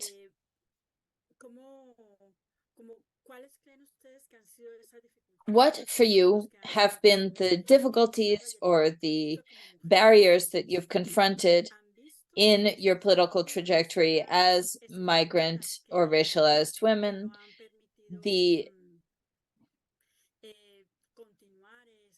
What have been the barriers that have been major impediments?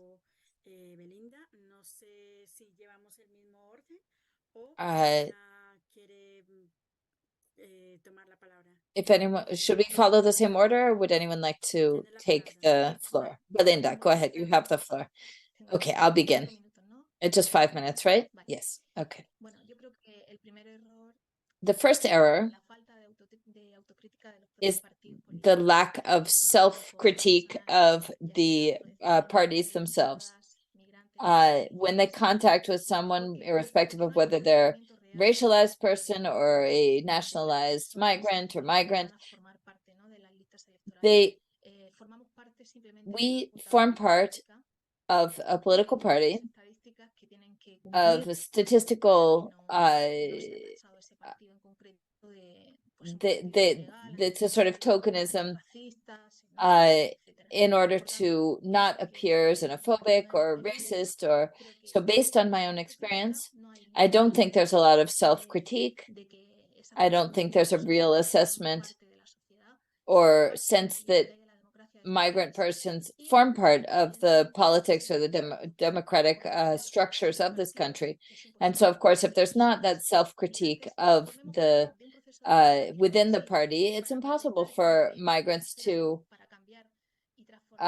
really form part, really transform and Therefore, I'm saying this. There's not a stereotype of migrant woman. We are multiple. We are many. Each person has different circumstances, cultural background. They require specific responses. And the parties are not aware of this. They don't know how to do this, whether it be in the political, the social, democratic. So the real challenge is this multidimensionality. This is not something that has to be done by force. This is an opportunity that any society should enjoy, especially a society in which the migrant population has exponentially increased. As long as there are not migrant women that are referenced in leadership positions, it's going to be impossible to create other narratives. For me, I was third on the list and I was invisibilized. I didn't came out on the posters. I couldn't give public talks. Nobody knew that I was participating in that list. So a party directs you. Once you've made it in, they don't let you participate. It's important that there be references. It's important that there be visible migrant women occupying these positions. We have to see and understand there's a great imbalance within the territory of the population of migrants. There are only 5 Spanish provinces in which 50% of the foreign workforce is located. That's Madrid. Only in Madrid and Barcelona, they have over a third of the migrant population. This means a tremendous territorial imbalance in terms of at a socioeconomic level, in terms of culture, the building of associations and organizations, the self-empowerment and representation. This is all very closely linked to the labor, or so the participation in the workforce. So I'd like to leave us with that. All right, we've talked about the lack of critique of the parties and the lack of visible references, and also the lack of workforce integration in a context of great territorial imbalance. Those are 3 topics that you would highlight as obstacles that make it difficult for us to participate politically in democratic life. So Maryland or Marisol, would you like to continue? Yes, Marisol, please go ahead. I think one of the great obstacles that we face is the colonial gaze in this country, in the country in which we live. We're always considered, it is thought that we don't have a lot of abilities, competencies. We too might not have as much knowledge of how the political structures work, and putting these 2 things together, we see that we erect different barriers that impede us from participating. The political structures are extremely hierarchical, and therefore it's very difficult that there be democratic structure within the parties themselves. When one differs from the party line, one is often pushed aside because whoever is leading the group often does not want to have a opposition within the party. That's been an experience that I have had. Perdona un momento, Marisol. María Teresa, ¿puedes apagar tu micrófono, por favor? Gracias. Mari, puedes continuar. Well, thank you very much, Maria Teresa, for turning off your microphone. Well, Marisol, you can continue. Thank you. As I was saying, the little quantity of internal democracy that we have inside the parties traduce itself in having most members of the party as mere supporters, mere fans. They are just supporting everything that the leaders say without second thoughts. And when some of us we raise our hands and we show them that there is racism, there is xenophobia, they try to put us apart. You need to be resilient and to face all these attempts of invisibilization, as Belinda was explaining. And we need to look for the paths, but following this idea, I am like a tree, you stay there and you raise your voice against the injustices. And I also think that most of the time, we women ourselves, when we are inside of this association and we are among women's group, we criticize ourselves a lot. And when we do this, we are diminishing our own self-esteem and our own desires of being there in the front row of groups, associations, and political parties. It is ourselves who sometimes we tend to do or to make these critic or comments, and we are making some people to let aside their idea of participating in the political life. Also, Spain is a very young democracy. We need to take this into account. And until very recently, actually, women, we have not been in relevant positions among the society, and therefore foreign women who are opting to some positions such as for the council office or for the town hall, it is new for us, because, as I was saying, democracy is very young. At some point, we had some candidates from foreign origin, but even though we have some candidates, we are being underrepresented in politics. And even when we are talking about migrants from the European Union, and we coming from Latin America, we need to boost these activities for other communities to participate. And how do we do this? We empower ourselves, we educate ourselves and others, we show this self-confidence and this knowledge of the political structures, because this is what allows us to talk with our own voices in the spaces where we can be. Thank you very much. You are just one step ahead of our agenda because you're answering my following question. But anyway, thank you very much. We're talking about democracy and lack of democracy that exists inside of political parties, something that we have been repeating and insisting on for many years. How can we educate people, and how can we show them that we are not an underrepresented population? We have our voices. We have been transforming this colonial approach that people have for migrants people. Thank you very much for your participation. And now, Marilyn, it's your turn. You want to share your opinion regarding the biggest obstacles that you found in your political pathway. Can you hear me? You can you? Thank you very much.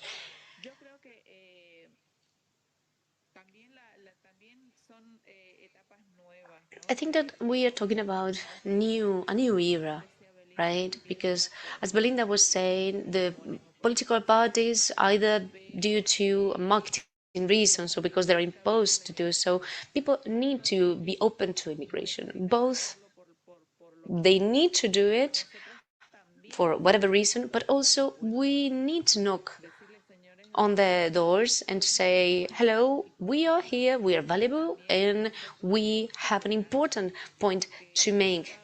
But it's important for us to knock on their doors, because one of the main struggles that I've had from people from Bolivia, in my case, from Bolivian people, they do not make the last step. I've been asking people from other countries, and they all say that, well, I don't have time for politics, I don't like it. And sometimes it's just ourselves who are putting ourselves aside from the political sphere. And I wouldn't say that I have encountered discrimination as such from the country, not the country saying, okay, this is the last step that you are going to make, or this is the last position that you are going to reach. It is myself, actually, that sometimes lacks confidence. But I, of course, understand that I'm just making my first steps. But I've never felt this discrimination. But as I was saying, that it was myself or my collectiveness, my collectivity, migrant people who do not feel confident to make last step, because at the end of the day, they are not going to kick us out, let's say, if we are mistaken or if we make a mistake. But I think that we are lacking self-confidence when we are knocking at their doors and saying, we are here, we are valuable, and our point is important too. I think this is what we need to support, and because it is true that from time to time we are going to face some cases that we don't want to, or some difficulties, many difficulties. And as the colleagues were saying, they have a lot of experience in this field, and you need to overcome all these difficulties and to show a strength and to show like we are willing to stay there, to keep fighting, and to turn the bridge for the following generations. Belinda, she's very young and she's empowered with the speech and with her ideas. But some of us, we are on the last steps of our careers, and we are just building these bridges for the next generation that have more energy than us to continue this. Right? Thank you very much, Marilyn. You are also linking it to the lack of initiative of the migrants. Yeah, I would say not initiative, but self-confidence. Maybe we're going to ask you the very last question. Which are the challenges that migrant women should face to introduce ourselves as political candidates, both in Spain and in Europe? Just 5 minutes each. Well, the main challenges that we are facing is, first of all, foreign law. It affecting us all. Even though I have a Spanish nationality, I have many friends that do not have it.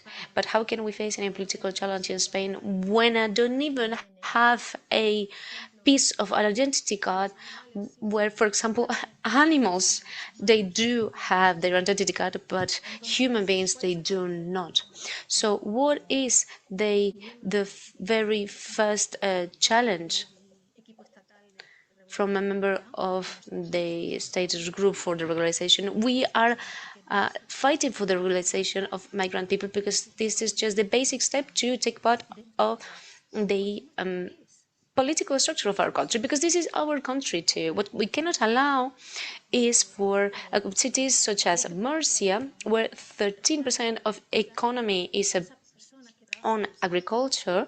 So we have all these people working illegally or unofficially in a vulnerable situation, and they do not have a piece of identity.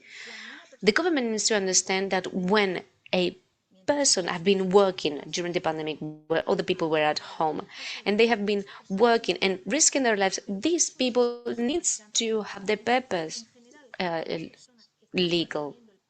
And in general, all these people who are working to support the economy of a country need to have legalized their countries. You cannot come and talk to a woman who's working on the agricultural environment and ask her whether she wants to participate in politics, or a cleaning lady. Of course, they do not have time, and the situation is difficult, and the first objective and the first aim is not participating in politics, but legalize their situation. Young migrant population is the one who is working the most in Spain. So the young migrant population. So this is a very important piece of information. When young migrant population is working from 16 to 20 years old, this is very important because in the future there's going to be a great imbalance, and we are going to be in an unfavorable situation facing politics, economy, education, and so on. So first of all, we need to think in these other terms from a different approach, because of course the question is there and it is well created, but this question should be addressed to migrant people. How much of this percentage is going to be able to hold an office in a political structure? Or we have, on the other hand, all these percentages of unemployment, lack of education. It's just impossible, because unemployment is a huge burden on the migrant population. And if this is not solved, the political structure, political environment is not important for these people. And political parties are never going to fight for migrant population. And we are saying it. They do not want to pass the immigration law, which is the more basic for. Thank you very much, Belinda. And this is very linked with the following question for the different proposals that you have shared with us, and with the vision and the approach that we can use to address the situation. Will Marilyn or Marisol, do you want to answer this short question? Maybe who wants to start? Okay, Marisol. I totally agree with everything that Belinda just said. The first thing that we need to do is to win all of our social rights, and to have this full citizenship for migrants, therefore to approve immigration law. If we do not have this, besides all other obstacles that we have from the administration, for example, the obstacles to vote, for people who do not have their piece of identity, who need to go and register themselves in the electoral roll. We have so many barriers that we are suffering. But beyond that, the right to citizenship is just crucial. On the other hand, it is important to invite people to participate.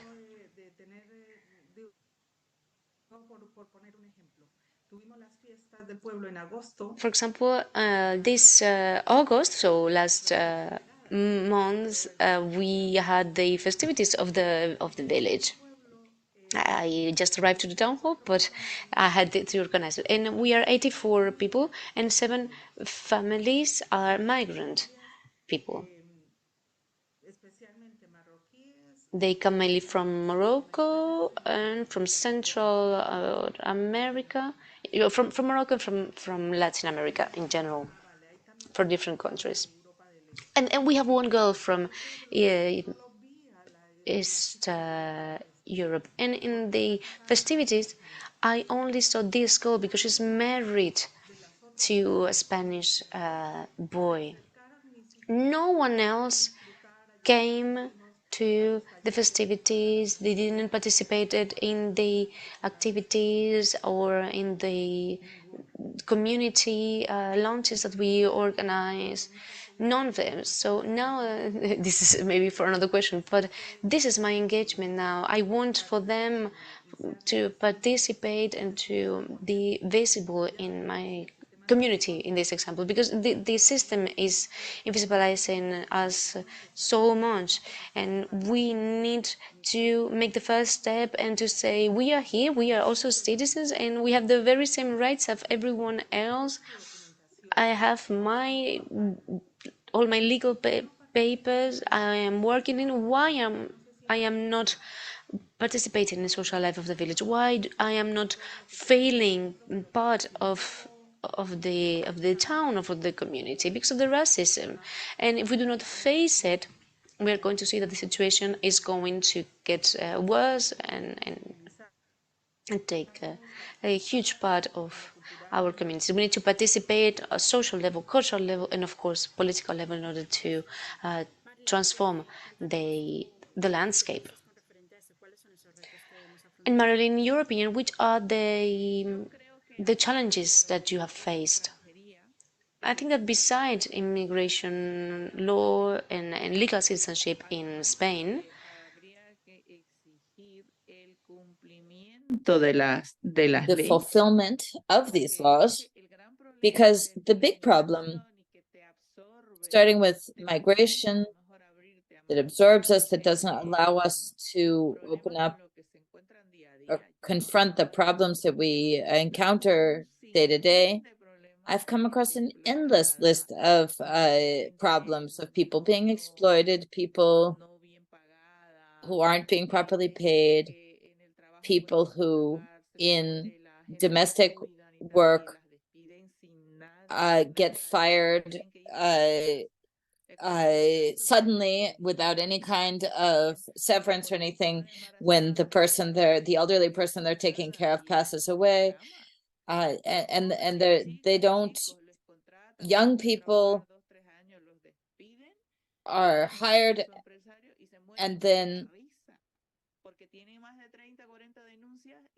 there are companies that have 30 and 40 reports or denunciations for hiring people, but they know that if you want to go to court, it will cost more than you would actually earn through the severance. So what we need to do is uphold and demand that these rights actually be upheld. As contributors to this country, as taxpayers, we have to insist on the access to these rights. There are various different questions that people want to ask.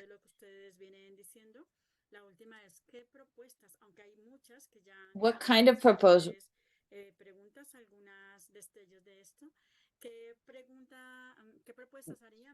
What proposals would you make at a political or social level? What proposals would you do in order to promote the active participation of migrant women in political life in Spain?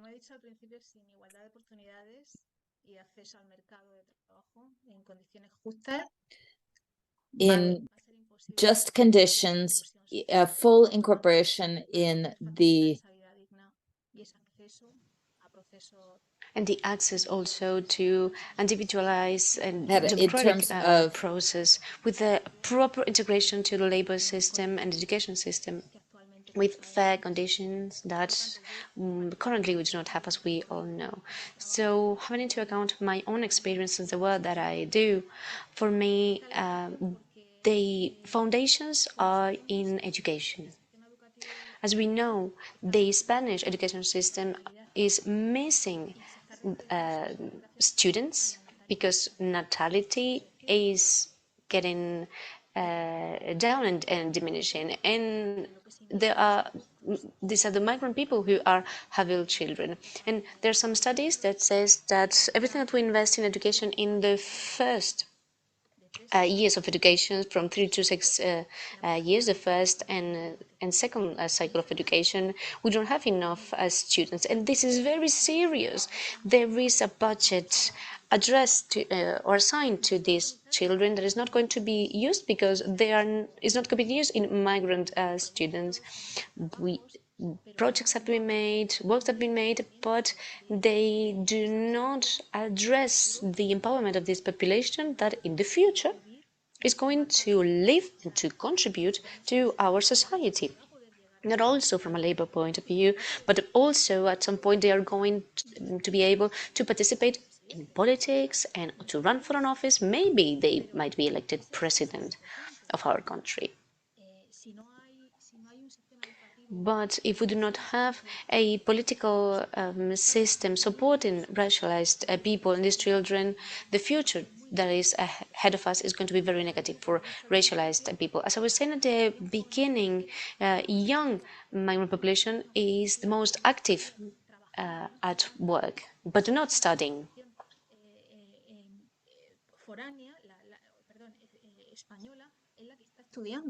Only the Spanish population are the ones that are studying. The level of segregation of school dropouts right now in Spain are extremely high. And in the long term, this will aggregate to the inequality that we're talking about.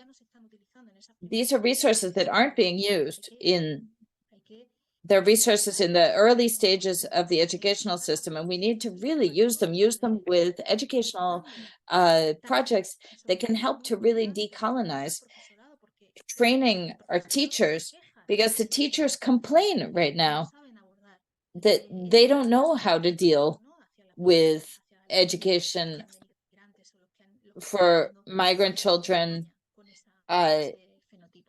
They're complaining about what's going on in this country in work with people with this phenotype. So my first demand right now would be education. Without an education, none of us is going to be able to lead or be a political point of reference. And in order to be a political point of reference, you have to we cannot form part of these parties that are incapable of recognizing the colonial regimes that they form part of. There's always going to be some kind of conflict. They're not going to represent us. Thank you very much, Marlene. Marisol, Marilyn, Marisol, would you like to intervene? It seems to me that the children of people of my age, the people that migrated already some 20 years ago, are more empowered than we were when we arrived, and they're beginning to have more awareness of how important participation is. Let's say, also from the perspective of the political parties, they're looking to young people. They're inviting young people to participate within the parties because ultimately elderly people are tired. The Spanish population is less and less interested in politics. And I see that a space is opening up in the spectrum for young people, especially, who were very interested in their being there, in making room for them to participate. But this has to go hand in hand with what Belinda is saying about education, political training, political education. We have to recognize how the state, we have to understand how the state works, how local entities work, how assemblies work, how the Congress works, how many senators and how the different chambers of legislation are, the Constitution. We have to understand these things in order to have the security about which Marilyn spoke. This insecurity that we often find within parties because we don't feel fully confident in our knowledge of the Constitution and of the laws. We aren't fully aware of our rights. So for me, as my companions have said, education and empowerment. inviting people to participate in associations, in women's groups, in networks, get us talking amongst ourselves, get us so we're not alone. Make sure we're not alone. Always invite people to participate in a platform, in a group. That is participation. That is political participation. And that's where we start to talk about our problems. Thank you, Marisol, for your insight. Marilyn, please. And then we'll give the floor to those who would like to ask questions or make comments. I agree with my colleagues here at the table of the importance of education, the educational aspect of this. This applies to many groups of migrants.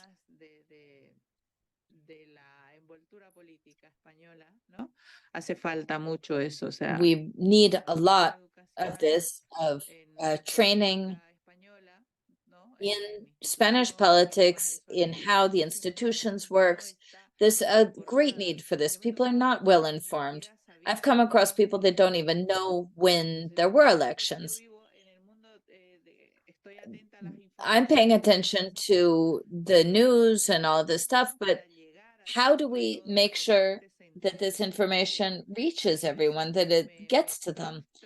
I get really frustrated. I feel terrible when I hear that people say, what? When are the elections? Come on, you should know this. Have they never seen the news? I think it's very important to get non-manipulated access to information that reaches people correctly. I think that's very, very important. Training, education, and especially access to information. Information that has not been manipulated. Thank you, Marilyn. So let's leave our last 15 minutes for those who would like to ask questions or make comments. They've sent us various questions in the chat. I can't see.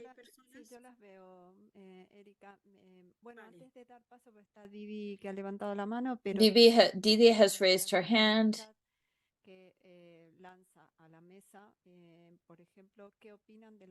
What do you think about the level of internal democracy within the parties?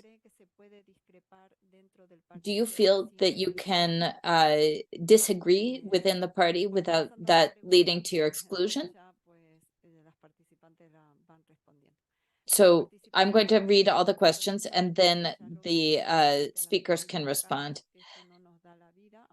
So political participation of women begin when they manage to get ahead with their family. Before we can do that, we can't, even though we've been politically involved in our countries of origin, until we can get our family floating along, it's impossible. I agree with the speaker. This is another question. I agree with the speaker who said that we need to analyze the inequalities between different autonomous communities. The school leavers are very different levels in different areas. And then lastly, the political class in Spain and in our countries is very deficient, very populist, and very anti-rights. So, more than a question,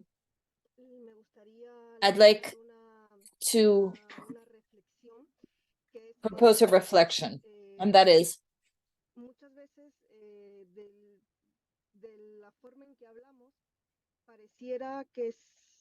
when we speak, it seems as if it were our fault that we don't participate politically. It sounds as if the migrant persons have to demonstrate something more. And in this regard,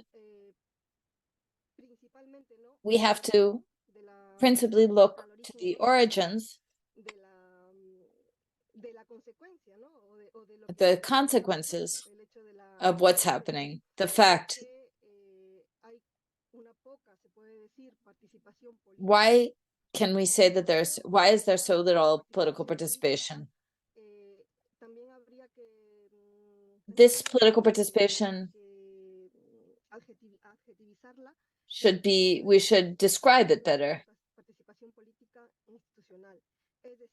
This is the institutional political participation. All persons are social and political creatures by nature. Belinda described this very clearly, that political participation is what we all see, all persons in our neighborhoods, in our municipalities. Migrant persons do participate.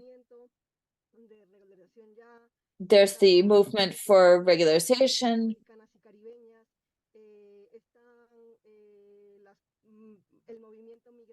The migrant movement,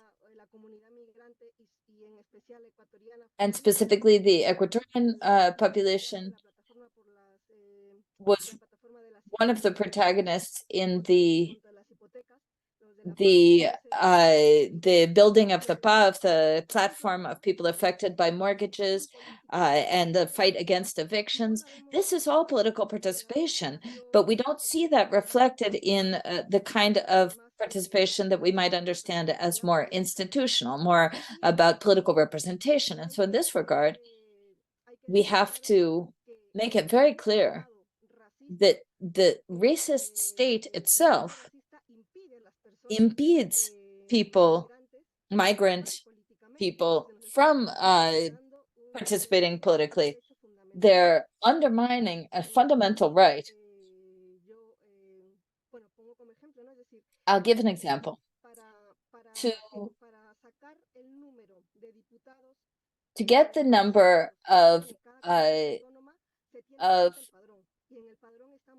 to dictate what number of representatives any different community gets electorally, they look at the padrón, which is the register of inhabitants. And irrespective of the number of whether one is eligible to vote or not, one counts as a registered inhabitant. So in the padrón, in the register of inhabitants, we are counted. But, however, we are not allowed to vote. I've experienced firsthand in the last municipal elections and making the municipal electoral candidate list. I've seen how people are left out. In my case, I'm in Madrid. Migrant persons were not allowed on the lists of candidates. Some migrants wanted to be election supervisors, but they were not allowed to because they had a residency card rather than a citizenship one. And they required that someone have a national ID card if they were going to be a election supervisor. So this is a clear violation of our rights, of our suffrage. So if this right to political participation is denied, that also affects our right to be elected. This is like a vicious circle.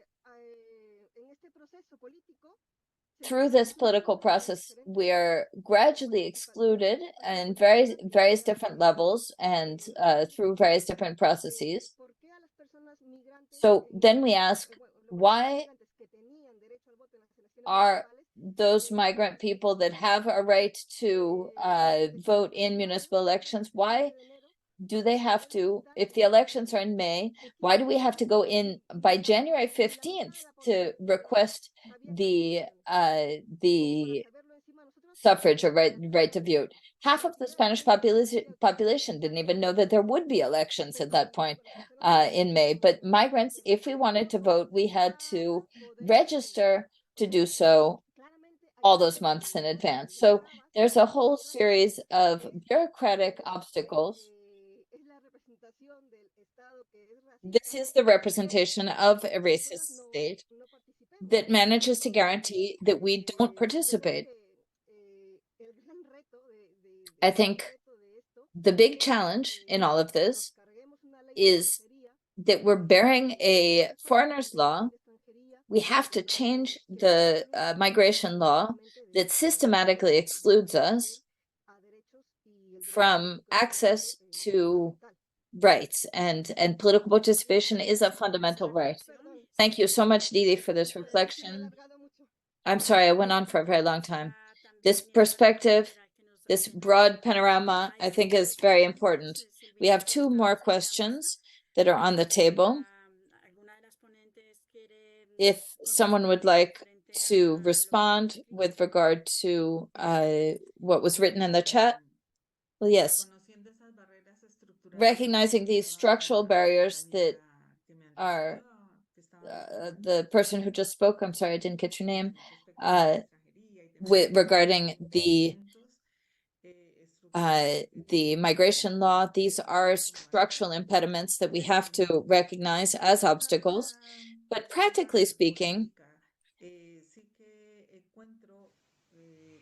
regarding political practice, I do find that within the parties we are lacking internal democracy. When you disagree, they do exclude you, actually, and you need to resist a lot in order to be able to take a position afterwards, maybe in other spaces within the same party or with other on other topics or with other groups. And as usual, we are asked to resist, to be resilient, and to go forward. But it is completely true that there is a huge lack of democracy, and not only within political parties, but within political structures in general and in the world in general.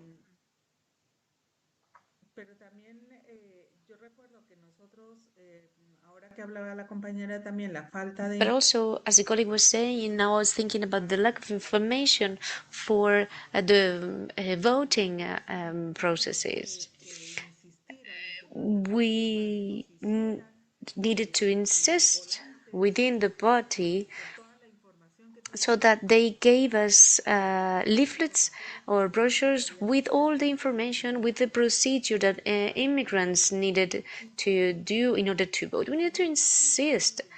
But if we hadn't been there, insisting on providing this information to our neighbors, it wouldn't have been possible. We were distributing them on the markets or on the street, and we told the people, this is your decision, but this is general information that you need to know. Whether you finally vote or not, that is your decision, that is upon you, but this is the information that you need to have, and once you have it, do whatever you want with it. And this is what we had to do. There is lots of work to do within the political parties so that they hear our voices, and also there is lots of work to share all this information with our companions, with our fellow citizens, to teach them and to show them what they have to do to participate in political processes. Very interesting indeed, and as we have seen, we have several questions, and it's been very interesting to listen to them, but it's also interesting to listen to the result of the report, and also having the space, listening to different obstacles, proposals. We are having well, a lot of different ideas and paths, and unfortunately our time is limited, and we had some general conclusions to give you, but unfortunately we don't have the time, and we need to close this session. Of course, thank you very much to all of you for sharing your experiences, for sharing your voices, your experiences with us, as I was saying, and to share all these emotions, all these feelings about the challenges and the barriers that we have encountered that we need to face in order to participate in political life, in democratic life. Thank you very much once again. We will do a reporter and a report. Since we are not able to give you the conclusions today, since they are written down, we are going to send you, send all of you to your email boxes the report. Yes, I just wanted to say that Consuelo Parra is participating in this webinar, who is an MP in Alaba. She's from Colombia, and she just raised her hand. Well, we don't have enough time, but I just wanted to acknowledge her presence here and to thank her for her fight and everything that she's done to be where she is now. Well, since she raised her hand, Consuelo, just a couple of words. The first yours, no problem. Well, good afternoon, good evening, good morning, everyone. Thank you. I am just excited to see you all. Marisol and Erika from Acoses. We were in Gipuzkoa in a meeting, and we met in person, as of course many other of you that are in this webinar today. Just a couple of words, very briefly. I am living in Spain since 1995, and I come from Colombia, from Nariño, in the border with Putumayo and Ecuador, in a very conflicted region. I'm not going to talk about my story, but I think that we have different ideologies. We need to respect each other, but we have something in common, and this is the need to exercise our right to vote. All migrant women, and also men, of course, we have the duty to participate in our right to vote. I think that your work is just extraordinary. I congratulate you, Red Latinas, because I think that your work is just marvelous. And I just wanted to say that, well, I have been elected, and I am MP for the Socialist Party, Alava, my city, with solidarity and inclusiveness. I've been working with migrant people for 28 years, 25 with the association, and I think, as someone said before, I have also fought also on my side for the immigration law in my party. And if you allow me, even though I would like to say that even if we have different ideologies, we have one common need, which is having and claiming the right to vote. All of us who are active women in the political environment, we need to work together in order to improve the immigration law, because all of us have drew the same conclusions from our debate today, that we need to work on the immigration law, among other conclusions, of course. And if we were able to work together as a team, even though we have different ideologies, it would be just great. And that's everything that I wanted to say. Just a great hug that I sent you, and yeah, thank you very, very much. Yeah, you're very dear to me, all of you. Without further ado, now we are going to close our webinars. Thank you all for your time, your dedication, and your commitment for still working and making progress in this path to make our voices heard. Thank you very much. Thank you. And yeah, thank you very much for being with us until the end. Marilyn, Marisol, and everyone. Thank you very much, Sylvia, and all of us. Well, and as a conclusion, we need to continue our fight. All together, we will achieve and reach all these rights, and we need to fight for them. Thank you very much. Thank you.